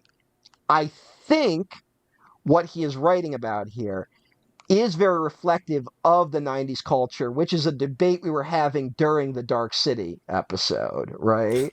Of the sort Yeah. of out of time Gen X vibe the 90s had.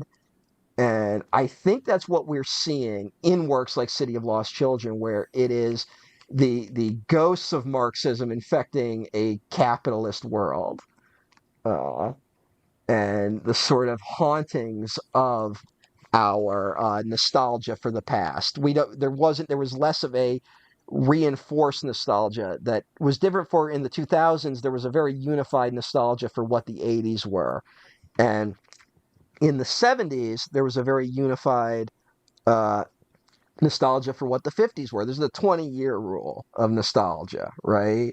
Like Mm-hmm. the 70s almost made a parody of 50s culture. Uh, I think that's why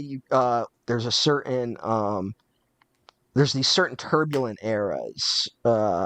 I think the 60s is very turbulent because what do they have to be nostalgia for? The 40s, like World War Yeah. II? Like, so all the kids of that era grew up, and that's why I think all our cinema is so paranoid in the 60s, right? That Mm-hmm. they're children of people of, daily, preparing for air raids, parents coming home with PTSD, and then children of the atom bomb, right? So, of course, the 60s ends up being this insanely turbulent era, not just outwardly, but in our culture. I mean, that's like the Manchurian Candidate and stuff like that, right? And Mm-hmm. that's the paranoid thriller essentially develops in the 60s. Uh, and then I think that's why the 80s becomes such a strong like moralism era because it feels like a strong need to respond to that turbulence in reflection, right? That's what Mm-hmm. the 20 nostalgia for it is there. um but I how do I say this? Graham Williams also points this out in their review that by the time this movie is out, the like one of the number one shows on TV is the X Files, which premiered in 1993. And it's interesting that the ideas of stuff like that were made us paranoid had essentially gone mainstream by the 90s and was now a fun concept of a show, right? And Yeah. again, you see it reflected in City of Lost Children, which is not like a fun, exciting thing. It's definitely like meant to be a dark children's fairy tale. But goddamn, you can draw a line from this movie to QAnon. Like you can, Oh, whoa. it's Yeah. 100% that, Fuck. and it's a weird sort of, again, I think that this sort of haunting that goes on in our culture, this hauntology they were talking about. Now I should say before I go any further, what I just read, I'm kind of like, these ideas all seem right to me. It should be noted that if you push any book of philosophy in front of me that isn't reactionary, I'm just going to agree with the last book I read. Like I do not have a Okay. strong enough ground in anything. I could hear a guy being like, actually, all this is bullshit. And I'd be like, that sounds right too. And then a guy could be like, actually, that guy was full of shit. And I'm like, actually, you're right. Like, I'm not firm in any of this. I found it very interesting. Um, Mhm. so, uh, because the other thing that's happening in the 90s is the death of mainstream culture. 90s is kind of the last mainstream culture era, right? And Yeah. Yeah. I think that death is defined by Johnny Carson leaving the Tonight Show. Oh my fucking god! I You okay? So Matt said, "Yeah, I'll probably bring up like some Tonight Show stuff again, I was gonna and bring maybe up David David Letterman. Letterman." And Yeah. I was like, "How the okay? Sure, that makes sense. How is that gonna happen?" I mean, look, that's where we get the two Americas, right? Mm-hmm. Everyone agrees that David Letterman's funnier, but more people watch Jay Leno. That's the divide in America that happens right there. That's red state, blue state being divided right in front of us. Yeah. Am I wrong? Now it does bring up a note about the ending. Mhm. Um, that I again, I was unaware of this. I didn't do much other reading or interpretation about the film. I was just kind of going off my own vibe. I don't want to cut you off Oh if no you no got no! more I research I into can it. circle back to it. Okay. Let me just go with it, and then we'll talk about the ending of the film. Yeah, because The, I obviously want to touch about other stuff too. But yeah, go ahead. so, well, here's the thing. So, 1992, Carson leaves the Tonight Show. Jay Leno takes over. David Letterman splits for his own channel. So now there's no longer a unity in what Tonight Entertainment is, right? There is now a Hmm. division. The split begins to happen. But two other things happen in 1992. One, Conan O'Brien takes over Letterman's spot. Now, this is important because I think Conan O'Brien's type of comedy is reflective of this hauntology. I think that David Letterman does irony, right? And Hmm. Conan is post irony, where he is taking these aesthetics and reworking them into comedy premises, right? Yeah. Uh, and where did Conan start? The Simpsons. When did The Simpsons premiere? 1989. When did the Berlin Wall fall? 1989. So I think The Wow. Simpsons is also the 10-year run of good Simpsons is also reflective of this, right? Hmm. Like the other thing that happens, the fourth, sometimes forgotten element of it is in 1992, the Larry Sanders Show premieres. Have we ever talked about the Larry Sanders Show? Um, Briefly. we probably talked about it on the Late Shift episode. Uh, Now, when we talk about the war for the Tonight Show, we talk about it between David Letterman and Jay Leno. But the third guy in that race was Gary Shandling, who was one of the regular co-hosts of the Tonight Show, and was, for what I understand, was seriously considered for it, but was considered didn't have enough experience. And then when it was clear Letterman wasn't going to stick around, Gary Shandling was the first choice to replace uh, David Letterman. Uh, it goes to Conan. What basically goes to Conan because Gary Shandling says no. Gary Shandling goes and does the Larry Sanders Show, which is essentially a parody of talk shows. It's The Office, but the setting is a talk show, right? It Hmm. defined that style of comedy, of the workplace comedy, and it is a reflectiveness of the sort of hollowness at the heart of the neoconservative, neoliberal 90s. Like, it is our enemies no longer exist. We all work in offices and we all hate ourselves. Like, I think these are all of a piece, right? Um, Yeah. so I brought similar things up in the Dark City episode, right? Yeah. Yeah. So I don't need to repeat any of that here. Other than I think Mist is another factor in all this, which comes out in '93. And then you have Forrest Gump, I think, is another one, which doesn't get lumped in as much because Forrest Gump is a satire that everyone takes at face value completely seriously, right? Forrest Hmm. Gump is a satire that's basically the only way you can enjoy America is if you're an idiot. And it ends up in crystallizing the neoconservative philosophy, right? It's Yeah. it ends up being like just keep your head down, do your job, don't worry about social issues. You'll be punished for for you know diverting from the norm. And it's very reflective of the new conservatism in America that we're still living under. Um, and the only other thing I guess to point out is that in this era, the simultaneously with the fall of the Berlin Wall, you see the end of like a lot of franchise filmmaking. Like Last Crusade is '89, James Bond License to Kill bombs, and then they put James Bond away for like 6 years. It's also the year Friday the 13th. Part 8 and Nightmare 5 premiere, which are the two movies that basically convinced both studios to be like, we need to kill our slashers next time. Like, we can't bring them back. Uh, that's Jason Takes Manhattan and Dream Child, uh, for those who don't know. Um, yeah, Karate Kid 3, Star Trek 5, which isn't the last one, but is the one that convinces them they need to stop doing the Star Trek movies, right? Yeah. Uh, there's a lot of that in '89. And then we also got Twin Peaks in 1990, right? Hmm. That's David Lynch going mainstream.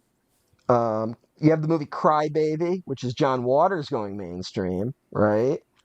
Hmm. Uh, and then you have mixed in there The Fisher King and 12 Monkeys, which are Terry Gilliam's most financially successful films, and are him going mainstream. And then the last thing I just want to point out is that 1995 City of Lost Children was made is also the release of the Sony PlayStation. I also wrote Sonic the Hedgehog in here as a cultural defining moment of the early 90s. As That counts. yeah, he counts, and he was definitely a response to Mario. He was a revolutionary figure compared to Mario. Um, Premieres right around the same time as Smell Like Teen Spirit. And But the same year as City of Lost Children is the year Toy Story gets released, which is the first 100% made in a computer film. Um, so I think that is also relevant to what we're talking about here. Hmm. So those were just some I don't. ideas that I had, and No, I no. I mean, if we're going there, I've got a weird anime. Well, it's not just anime, no, go ahead. but you're familiar with the. I'm gonna butcher this pronunciation. I'm sorry. Isekai, the Isekai subgenre. Oh, Isekai. isekai, I believe. Isekai. The Isekai. the Right. like that's the other world genre, right? Or could be, Yeah. yeah, Yeah. which are very popular right now. Although I think we're at an end to it. I think so too, because this is again a sort of like You not opened a inherently fucking praised, but some. you fucking opened a door with this one, friend. I got stuff to say about this, but keep going. Okay, Uh, okay. Well, because this is the era of cinema where you didn't have to go to another world to experience the fantasy world. You would mhm. go to the movie and then there's a fantasy world. This is the story within it. And I think like anime didn't start this. There's stuff like Peter Pan, which is Yeah. about like going to another like that story's always been there. But now it seems like the dominant form of how we experience these fantasy narratives, with Mhm. with exception, obviously. Yeah, It's yeah. it's like our world doesn't have the problem. The conflict is in another world. Mhm. That's Barbie, which is like the best version of that. Yeah, yeah. Barbie's one of the Um, better but versions it's of it. but it's also the Suicide Squad anime is that the Suicide Squad goes to another world, and I haven't seen that, but that Mhm. like I kind of want to check that out actually. Mm. That's God, I can't the believe you brought that up. That's also related to yeah. my points. Did you It's know? also the upcoming Minecraft movie, which looks like the worst version of that. Yeah. But in City of Lost Children, the antagonist is the guy who has to steal these visions of other worlds within the dreams. Yeah. You know, it's Yeah, it's a yeah. bad thing, and now it's just everything. Yeah, well, I think it's interesting where it's like the aesthetic of the movie, I think, is that sort of hauntology they're talking about. And again, this is in Graham Williams' review, is that nostalgia is a prison, right? And it's Mhm. almost like a reinforcement of that. So it's like it's nostalgia versus hauntology, right? Like Yeah. it's a what are eternal. It's reflecting on your past nostalgically, but also taking apart what it is, right? And I think that uh, the problem is the villain of the story wants to just live in that past, that dream, as opposed to actually taking it and making something with it, right? And Hmm. by extension, I think this is also maybe we don't like we talk about we don't know Janae's politics, but it could very easily be Janae's politics are just like dreams are the most important things ever. Movies are like dreams. I'm the most important person Hmm. ever. He could be one of those type people, right? Yeah. Yeah. Like he Yeah. could I be mean, in that wheelhouse. I Uh, mean, you brought up Forrest Gump as like a negative criticism. Janae loves that movie to the point where like him ah, doing Amelie mm, is like he wants to do something like Forrest Gump with a like Mhm. like I'm gonna paraphrase here, so I'm gonna get some of this wrong, but like an optimistic narrative for him to hang the cinematic experience on. Now, I think Amelie's a much better movie than Mhm. Forrest Gump, but I also think it's much more critical of it Yeah, because like yeah. I'll just say really quick, Amelie, like it's it's known as like a manic pixie dream girl type thing, which has Huh. its own hangups as a phrase. Like I'm Yeah, aware of that now. I don't want I to think we focus have too to much on move that, but past that one as yeah, but a I think it's fair to say that's what it was criticized for a long time. And Genet, when he's like interviewed about the movie now, there's a really popular one. I'm gonna have to like plug down below. I'm gonna plug a lot of Genet stuff because I really love his work.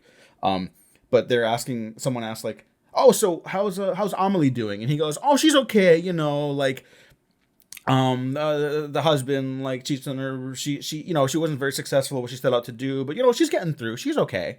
And I think that is the insightfulness that you can't get from someone who just wants to do Forrest Gump again. He has more on yeah, his mind than just doing a whimsical movie. He's like, no, like cinema can be an escape, but it's not the answer always. Like life doesn't yeah. end when the credits end. Like this goes on, whether it's good or bad is out of our control. The narrative continues, and I find that really beautiful in its No, own no, way. yeah, yeah. I actually to bring it back, I think the manic pixie dream girl thing should just we already had a term for that, and it was an anime term, which is a magical girlfriend story. I think that's a much more accurate thing, right? That I Of think that's more appropriate, and I think uh, it's less demeaning. yeah, it's slightly less demeaning, and I think it also puts the onus on the male fantasy of it a little bit too, because it's a sort of Yeah, I think that's it. because Manic Pixie Dream Girl makes it sound like it's the girl's fault, whereas Magical Girlfriend it's defined by the male person, and a Magical Girlfriend is basically there to be your object of sexual desire, but also take care of your needs through their magic, right? It's a perverse mother figure type thing. But to bring up your isekai thing, hey, did you know a VTuber did the theme song God damn it! for Suicide Squad? No, I, no! I want to make sure that's who it was. You What? fucking hit my knee on the table. I laughed You, so hard. you okay? Yeah, I I'm believe fine. I believe VTuber Calliope More. Let me check. Did yes, Mori Calliope did the theme song for it, and she is one of the most popular VTubers on the planet right now. Uh, she signed some insanely big deal with Universal Music like 2 years ago. She's a multi-millionaire. Uh, she's uh, she's doing very well for herself.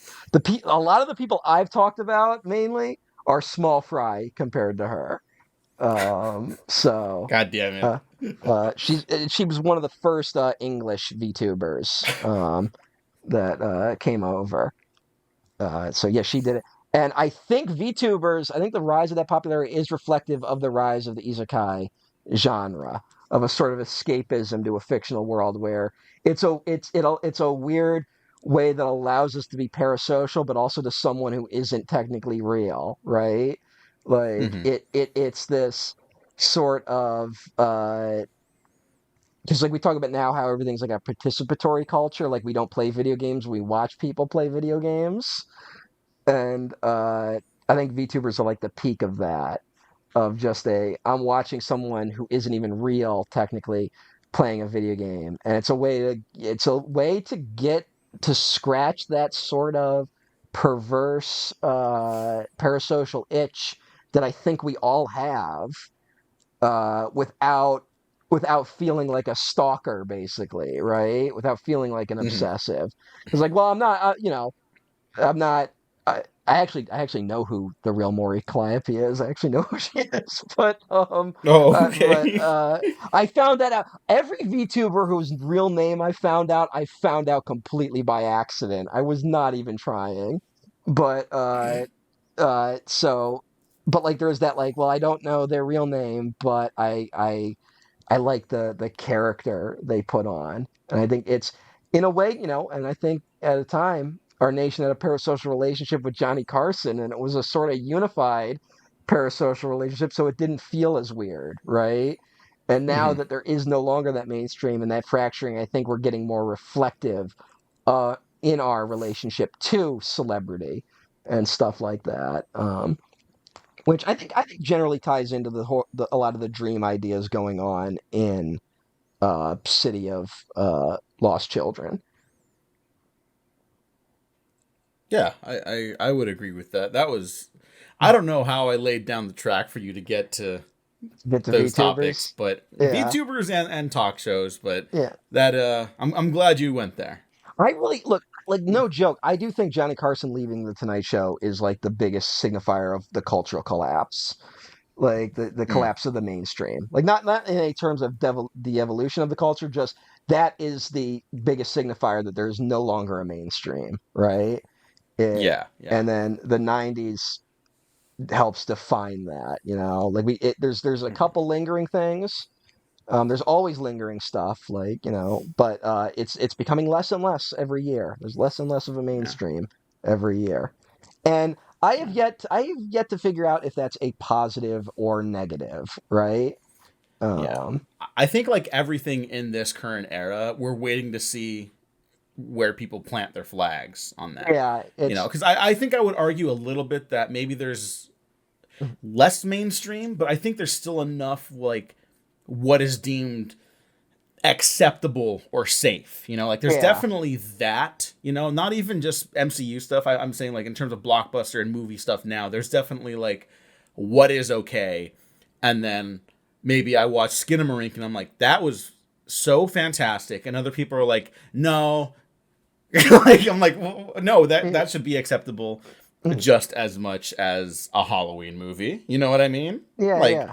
I think both of these are valid, and I think there's absolutely something. I'll agree. There's absolutely something to mainstream back then in the '90s. At least having like more of a flavor to it, having more of like distinct voices Yeah, in there. Not that City of Lost Children was fucking mainstream or anything yeah, like that. yeah. Like still, it is not. It is objectively not that, and probably will never be. Nor will steampunk. Frankly, I don't think. I think that's definitely an outlier. In terms of the genre Well, stuff, anyways. steampunk, here's the thing, steampunk could never rise in a mainstream culture. Like it could never Hmm if in a culture where there is a defined mainstream, steampunk could never take the form that has taken in the culture now. But when that mainstream is gone, it creates a vacuum for all sorts of subcultures like that, right? That hmm and that's where we said like we how do I say this?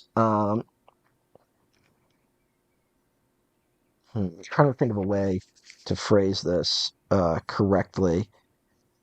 Uh, we're talking about we don't really know how to define this era we're living in because you can never define it when you're in the middle of it, right? Like a lot of stuff makes Yeah. more sense in reflection. And even that guy I quoted where it feels like he called a lot of stuff, it's like there's probably 17 other guys who weren't even on the mark who were as popular as him, right?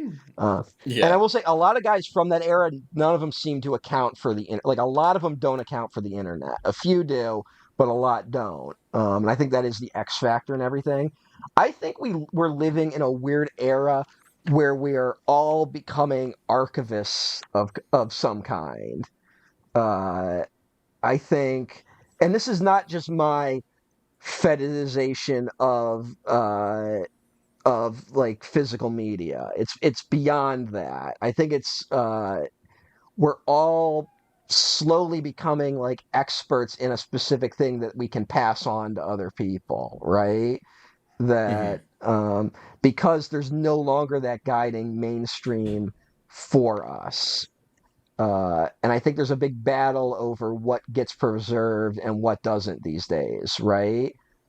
Right. Uh, Right. I think that's part of like we're seeing right now online. But guess what? A lot of stuff online was preserved by individuals, and to bring it all the way back to your Fallout point, and your love of Fallout 3 and Skyrim, those games are kept alive by mods, right?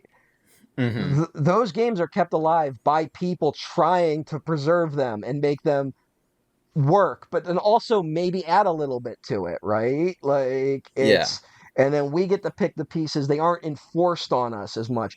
The AI, the building AI thing seems to be a reattempt to assert like some sort of authority, right? Where Mm-hmm. I think there was just a piece recently where it's like in the future games will not define a game's graphics. Your graphics card will, right? That AI integrated in graphics cards will define how your video games look, and like that's fuck that, right? Like we Yeah, don't yeah. want that. We don't want it enforced on us. But I think there's such a general rejection of AI that I don't think it's gonna work in that way. It seems like another one of those like last hurrahs. Like everything about late stage capitalism seems to be trying to keep the tower of a mainstream alive, right? That we can Yeah. all funnel the money into certain tent poles. And it's just we're skidding towards the end of it. And as we live in a world, where this isn't doom and gloomy, but like we're living in a world where there's less resources, where everything's kind of retracting a little bit. I think we're all taking appraisal of what to hold on to through it, right? Mm-hmm. And what to carry into the future. Um, and I think that's just if I had to guess, that's where the culture feels at right now for us. And if that's going to define anything, it's it's going to be that. It's going to be all these websites that like Flash, Adobe Flash no longer exists, but people have developed their own Flash players, right? That you can run old Mm-hmm. games through and get them working on modern systems. And I think we've all just turned into little archivists in this way, right? Uh-huh. Uh, and I think that's reflective in City of Lost Children and its aesthetics. Um, I mean, and the narrative, honestly. yeah. Um, just to your point, really quick. I'll bring up the ending later. I could do that later. But Okay. to your point about Well, like I'm done with people my point. having So if to. you want to go into the ending, Okay, uh, yeah. Just like the idea that people are gonna make stuff with the tools that they have now. Like they're gonna bring back other stuff, but like make it better, hopefully, right? Or maybe they make it the same, but like the Flash player thing, I think is so perfect yeah. of like a touchstone for this, where it's like doesn't exist anymore, but now it kind of does in a new, different way because people brought it back to life. It's not the same as it was, but it's still available in its own way now, right? What does the little girl Miette go through in this movie? What is like her deal? Do you know what her deal is in this movie? Let's just you say it because you'll say it better than me. Okay. Well, she's more of a traditional like I don't have time for this type protagonist. Like you complained to in King Arthur, you're like he's too old to have that sort of narrative. You know, he's Mm-hmm. too old to have the refusal of the call. She kind of has the refusal of the call. She's kind of just like along for the adventure for a little bit, right? And then it's like her tear that when she almost dies, like it sets off like a chain of events, the randomness of life, right? All these different things kind of coalesce into this huge set piece that causes the boat to crash, right? Mm-hmm. And that's the first like expression of emotion, even though it's like it's almost at the end of her life. And by the end of the film, she's the one who defeats the scientists with like the dream battle, right? Mm-hmm. And so I think that's not that it was obviously intended to be relevant almost 30 years later, but the idea that like these tools that can be used for subjugation and oppression, they are ultimately just tools, right? Mm-hmm. Like Yeah. this is not carry over to everything in life, but for the purposes of this discussion, these tools can be used for liberation. They can be used for imagination. Like they are just tools at the end of the day. That is Mm-hmm. not a defense of what we Yeah. call AI right now. Yeah. And I'm it's just not a saying the defense. technology is there to make things better and to reclaim them in their own way, much like the Flash player. Yeah.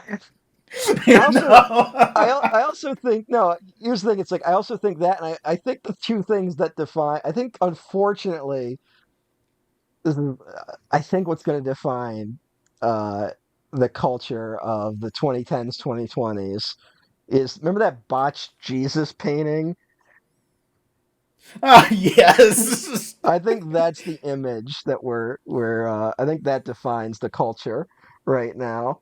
I think that's what we're seeing because Yes. it's totally Yeah. botched. But guess what? That image is going to stick around too. Mm-hmm. So I don't know. But yeah, it's yeah, and again, that's also divorced from, the resource uses that take to developing these technologies, which is in and of itself a debate. But Yes. Yeah. uh, you know, so yeah, I just that it feels like that's what we're dealing with right now. So it's something where it's like City of Lost Children got a lot of those ideas flowing in my head. They got me thinking about a lot of those things. And then I maybe just don't like I'm just a little too late to vibe with the movie itself, right? Hmm. Like the sort of uh not that every movie needs this, but like the sort of emotional thing I need at the heart of something like City of Lost Children to appeal to me at where I'm at in my life right now just isn't in the movie. You know, Yeah. I think Yeah. I I think can see that. I either need to be a little older and reflective or a little younger and wide eyed for it to maybe hit me harder, right? Uh, Hmm. yeah, like like when you talk to like a 13-year-old is like, man, I was so much happier when I was 8. And I'm like, motherfucker, like you're 13. You don't get to have this yet. I I needed to be that age when I saw this movie. I needed it to hit me then. Uh Hmm.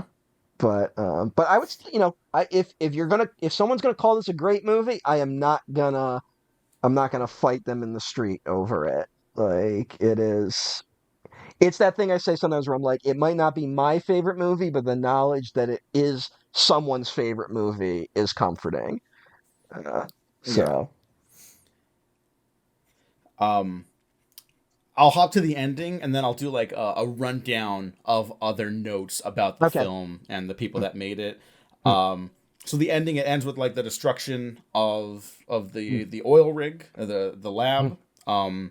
They they free like the uh the kids, obviously, and then there's like the main guy who ends up making the clones, or revealed to be making the clones, the diver who Yeah, like yeah. had amnesia because he was left for dead, right? He's trying to blow it up, right? So you have like these different elements converging on the rig, where it's like you have the diver and Crank. They both want like ultimate control over It's a lot of progress. it's funny. There's like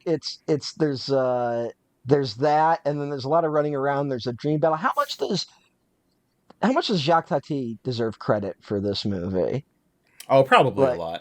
There's a lot of playtime vibes to this, right? Yeah, And especially with like the architecture and shit. Like yeah, Jesus Christ. By the yeah. way, everyone go watch Playtime. It feels like that movie's starting to have its like breakthrough through like the Everyone went through a, cinephile mainstream.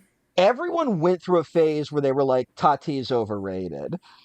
Like and You not know to what? I must have completely fucking missed that window. let me look. I mean, Speaking of missed windows, shout out to Ethan who gave Playtime 2.5 stars on Ethan, what the Letterboxd. fuck, dude? Let me read it. He wrote a review. Let me read it.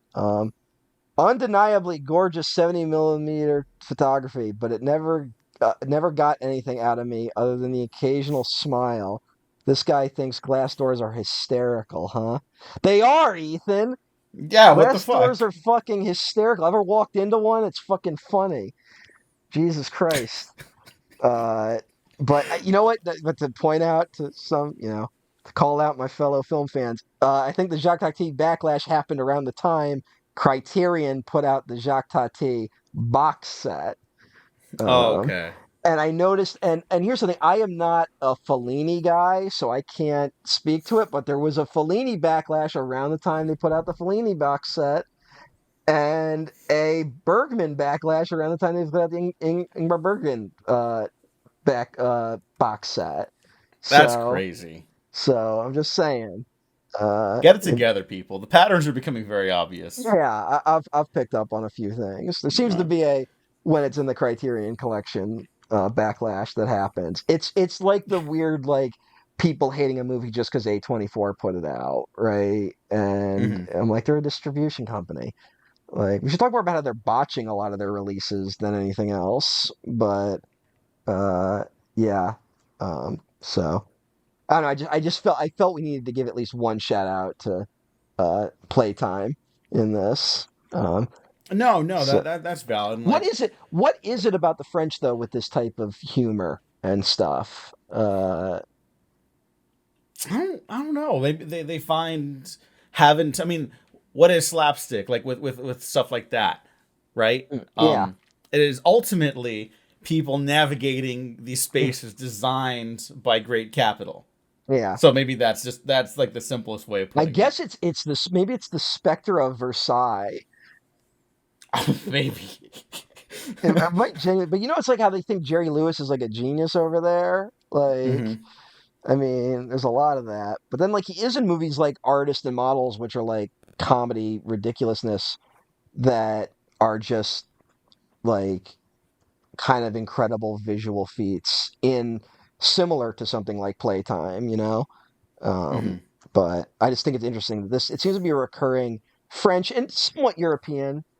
Terry Gilliam's the weird one in there, where it's like he's known as being British, but he's an American. So maybe that's why his stuff maybe has declined in appreciation a little bit. But Well, here uh, let me yeah, get close back. out on the ending Yeah, really quick because yeah. Sorry, this I keep is no, derailing you're your good, you're ending. good. No, no, no. I was trying to find the words for it. I should have uh, gotten this more narrow focused on the ending, but this is from University of Toronto film journals, right? It's from an article called "The Disenchantment and the City of Lost Children."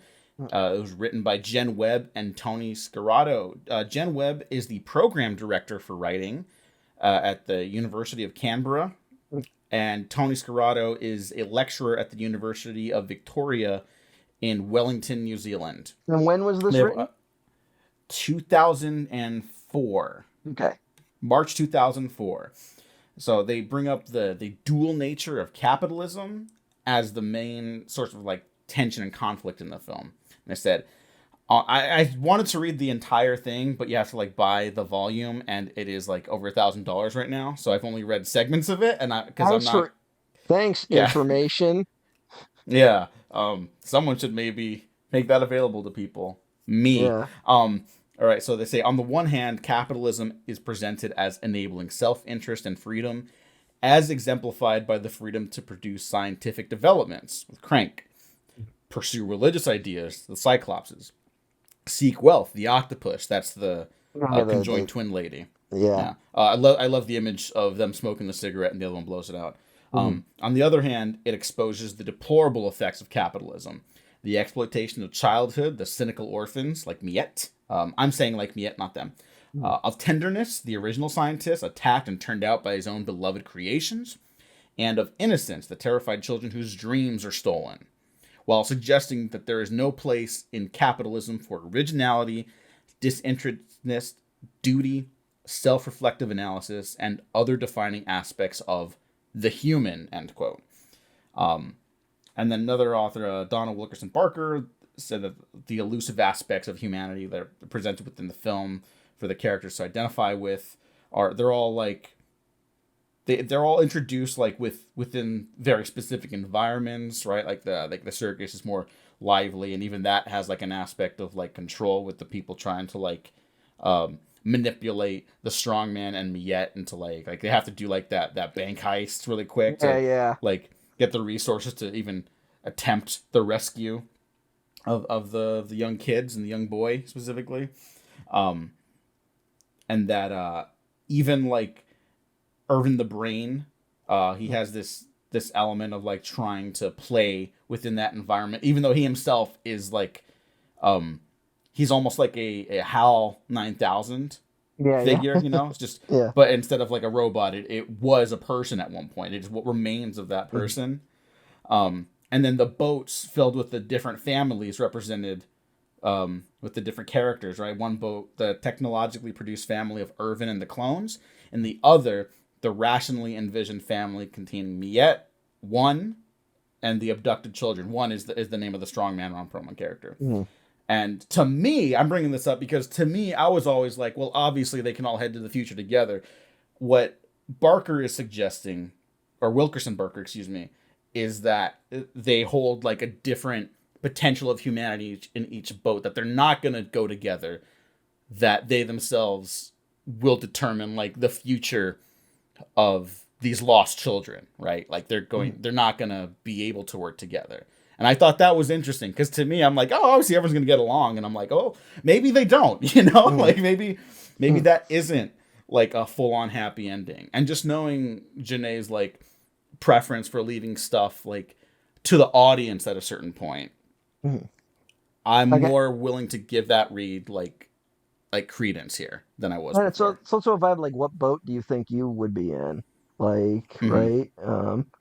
And I mean it's again it's very it's also very it's just very reflective of the era, right? Like Hmm. we no longer have the sort of mainstream um thing holding us at our center. And we're not to be fucking, pedantic about, but like we're all lost children in that way. Like we're especially our generation, we're coming in at the end of a lot of things, right? Hmm. And so we're the ones in the boats essentially. Um, Yeah. and but No, that's very well said. I don't think that necessarily though has to be a pessimistic like that they won't cooperate in the future. I think I can almost see it more as just a it's almost the ending of Watchmen. Like, I put the choice entirely in your hands. It's Yeah. Yeah, like maybe they don't work together necessarily, but that doesn't mean that they're going to have disagreements. It's just like yeah, it they doesn't get mean to there's choose, yeah. you know. Means they're going to be different, but you get it's like it's just a it's the audience. Like you're leaving the theater at the end of the day. Which boat do you want to be in? All right, what are you thinking about as you go forward? Um, Hmm. And just now I'm just gonna run down a couple things. So like Mark Caro and Jean Pierre Jeunet, like they've been criticized for calling this a family film, like lightly criticized. Not no one's like come out with mm, pitchforks over this, right? Because like it's kind mm, of dark at times, mm, and they specifically reference like the Disney classics like Bambi and Snow White and stuff like that, and they're like, yeah. look, like that's scary stuff in there, but it's for Mm, everyone. It's for kids ultimately, but it's accessible. Like you mm, have to have that in there. Otherwise, like you're not telling a fable in a mm, way. Like not just because like you need violence for it, but like you need a purposeful violence and like danger. Because kids need to know that stuff can mm. be very dangerous in this world. And it's like, yeah, like that's the right way to go about these kind of things. In hindsight, it is absurd that they didn't come knocking on Jean Pierre Genet's door for like any of the live action Disney stuff around this time. Well, I guess they weren't interested back then, but No, well, it feels like he would have been a good fit. there was 2 seconds where they were like, Sophia Coppola, do Little Mermaid, and then she was like, I want to cast someone who is actually appropriate for the role, and they were like, no, and then they immediately abandoned having voices involved in those movies. Yeah. Uh, That is not to discredit the very talented Halle Bailey, who I'm sure is wonderful in that film, but mm. I haven't Well, seen it. no, you know what? So I am not even talking about her. That wasn't like Halle. She was not in the conversation at the time. yeah, Um, 'cause that I was for like almost I 10 years before the movie came yeah, out, right? I The Sofia forgot. Coppola one. I want to apologize if it came across that way because I forgot that like Halle Berry, like Bailey, sorry, Yeah. was yeah. I'm tripping over myself. I forgot that was such a contentious thing because she's not white. Like that's stupid. I obviously don't mean that. They wanted when Sofia Coppola was developing it, they wanted Chloe Grace Moretz. Disney wanted Chloe Grace Moretz as Ariel.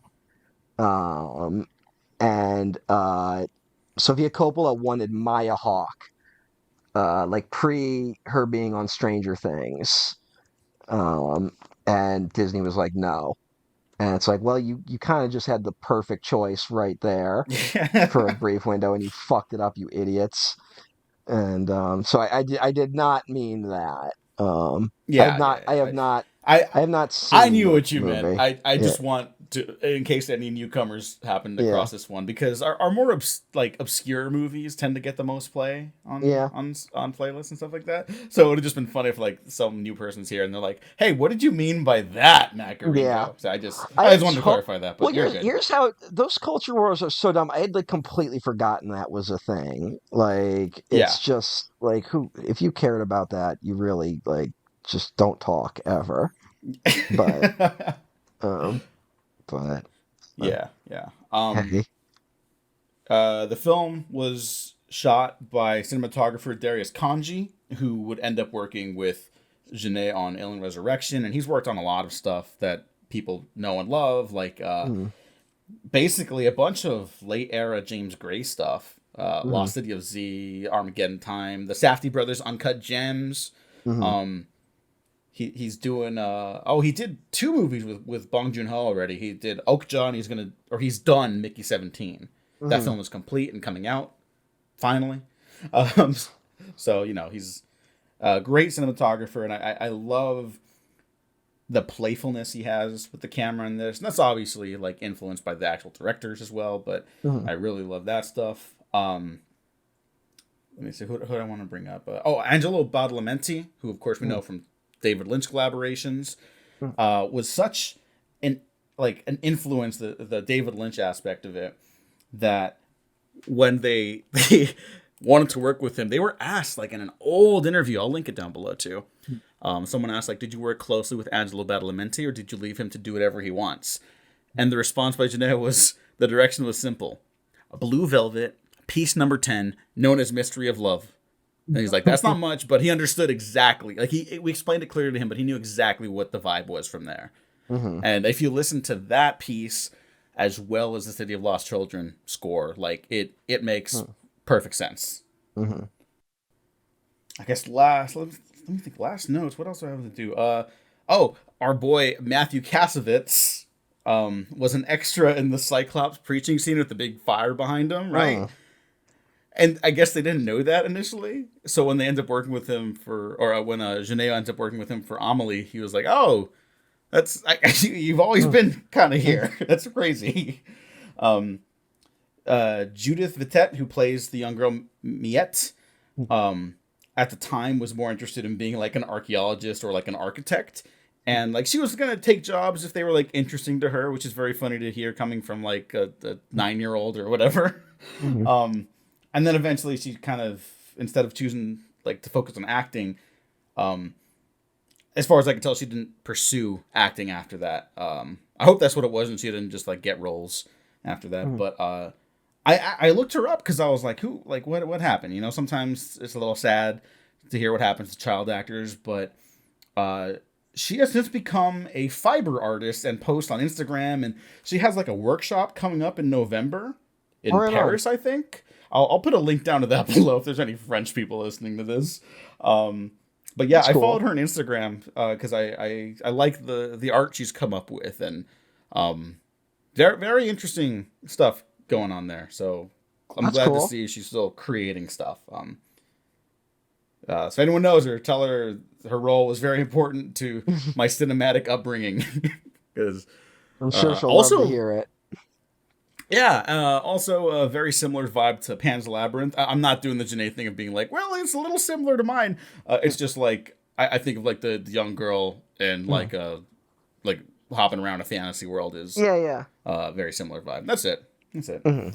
Um, I think what else? I mean, I would do like a commentary track for this movie, frankly. Yeah, yeah. But I feel like we've overtaken the time of the movie and are trying to be better about not doing that. I, So I maybe I am not trying to be better in any way in that okay. respect. That's Diego's prerogative. I'll talk about anything for 7 hours. Um, we could have left in Well, our 2 hour pre-recording discussion where I went over the history of like Salt Lakes and Syracuse. yeah, yeah, But yeah. I relayed my traumatic owl experience, but yeah. perhaps that's a story for another time. Oh boy. Yeah. Um, Apart from Ron Perlman, it looks like most of these people are just not working as much. Oh, Darius Kanji, Yeah. cinematographer, obviously. Well, who knows Angelo how Badalamenti much? since passed, Yeah. so very sad. Yeah. Yeah. I mean, how old is this movie at this point? It's only slightly Almost 30 younger years than. old. Yeah, it's almost It'll be slightly. 30 next year. Yeah. So Wow. there you go. Yeah. You think they'd find the children by now? Boo. Hey. Well, we can't tell Yeah. jokes anymore. Yeah, it's woke Waffle What? Press for you. Everyone's too woke. The woke mind virus infects us yet again. Oh, last thing. There's a point and click PC game that I've Yes, never played. neither have So I. I watching that's this, I was kind of like, this would make an excellent point and click game. Um, it made me want to replay Myst. Like this and Dark City back to back. I'm like, should I play Myst? Like, and I should should I? play it for the first time. Yeah. Good luck. Thank you. Thank you. I'm looking forward to It's it. very obtuse. It's very, very obtuse. Do not look up walkthroughs because they will spoil how to beat the game in like 7 seconds. Um, Okay. but Special shout out to the actor who played Crank, Daniel Emilfork. I think his performance is fucking unbelievable in this. mhm. Really big impact on me of like what actors could achieve without like going what could be called over the top. I think it's perfect for this movie, Let me ask and you, it was you talk about how important it's like, did you like rewatch this over and over again? yeah. I Like, must have yeah. spent like just this is a Mm, movie that even though I didn't own it for the first years of my appreciation of it, I would look up clips. I would look up what people said. I would look up like videos on it on YouTube, like the video review stuff was still like uh, exciting and not like a cesspool. mm. And I didn't really find anything, so I was just kind of like it was just a movie There you for go. me at that You point. know, we talk about our romanticized childhood. It was always a cesspool. It was Oh never well, good. when we were Yeah. less aware that it was a cesspool. I was When less I aware that it was a when I cesspool. was younger, I watched a guy who was called Mr. Black's Movie Reviews. And he was Mr. Black in reference to Reservoir Dogs. And he had himself photoshopped into the Reservoir Dogs poster. Because isn't that cool? Uh, Yeah. he didn't like No Country for Some. Old Men because he thought the ending was a letdown. Oh, okay. So, Oh, that's like. I just the Cohen stuff is so funny because it's like I remember William Goldman as I oh yeah, read we about talked him about and learned his stuff. this. Yeah. Yeah, Yeah. with Yeah. his fucking. They should go bowling at the end of Big Lebowski. Yeah. It's like the conflict has to end with them bowling in at the bowling alley because that's otherwise why is it in the movie? And it's like that's just screenwriter brain to the max, you know? Yeah, Like yeah. but shout out Daniel Emilfork. He passed away in 2006. Um, wonderful performance in this, and Mm. I did not know that he was a homosexual man. All right. And I guess because he's Chilean, but he moved to Oh, France okay. because he didn't feel comfortable in his home country Mm. as a gay Well, man. So that's a shame. that is a But shame. But hey, he had a you very got to. successful career, so I'm Mhm, happy for that mhm. at least.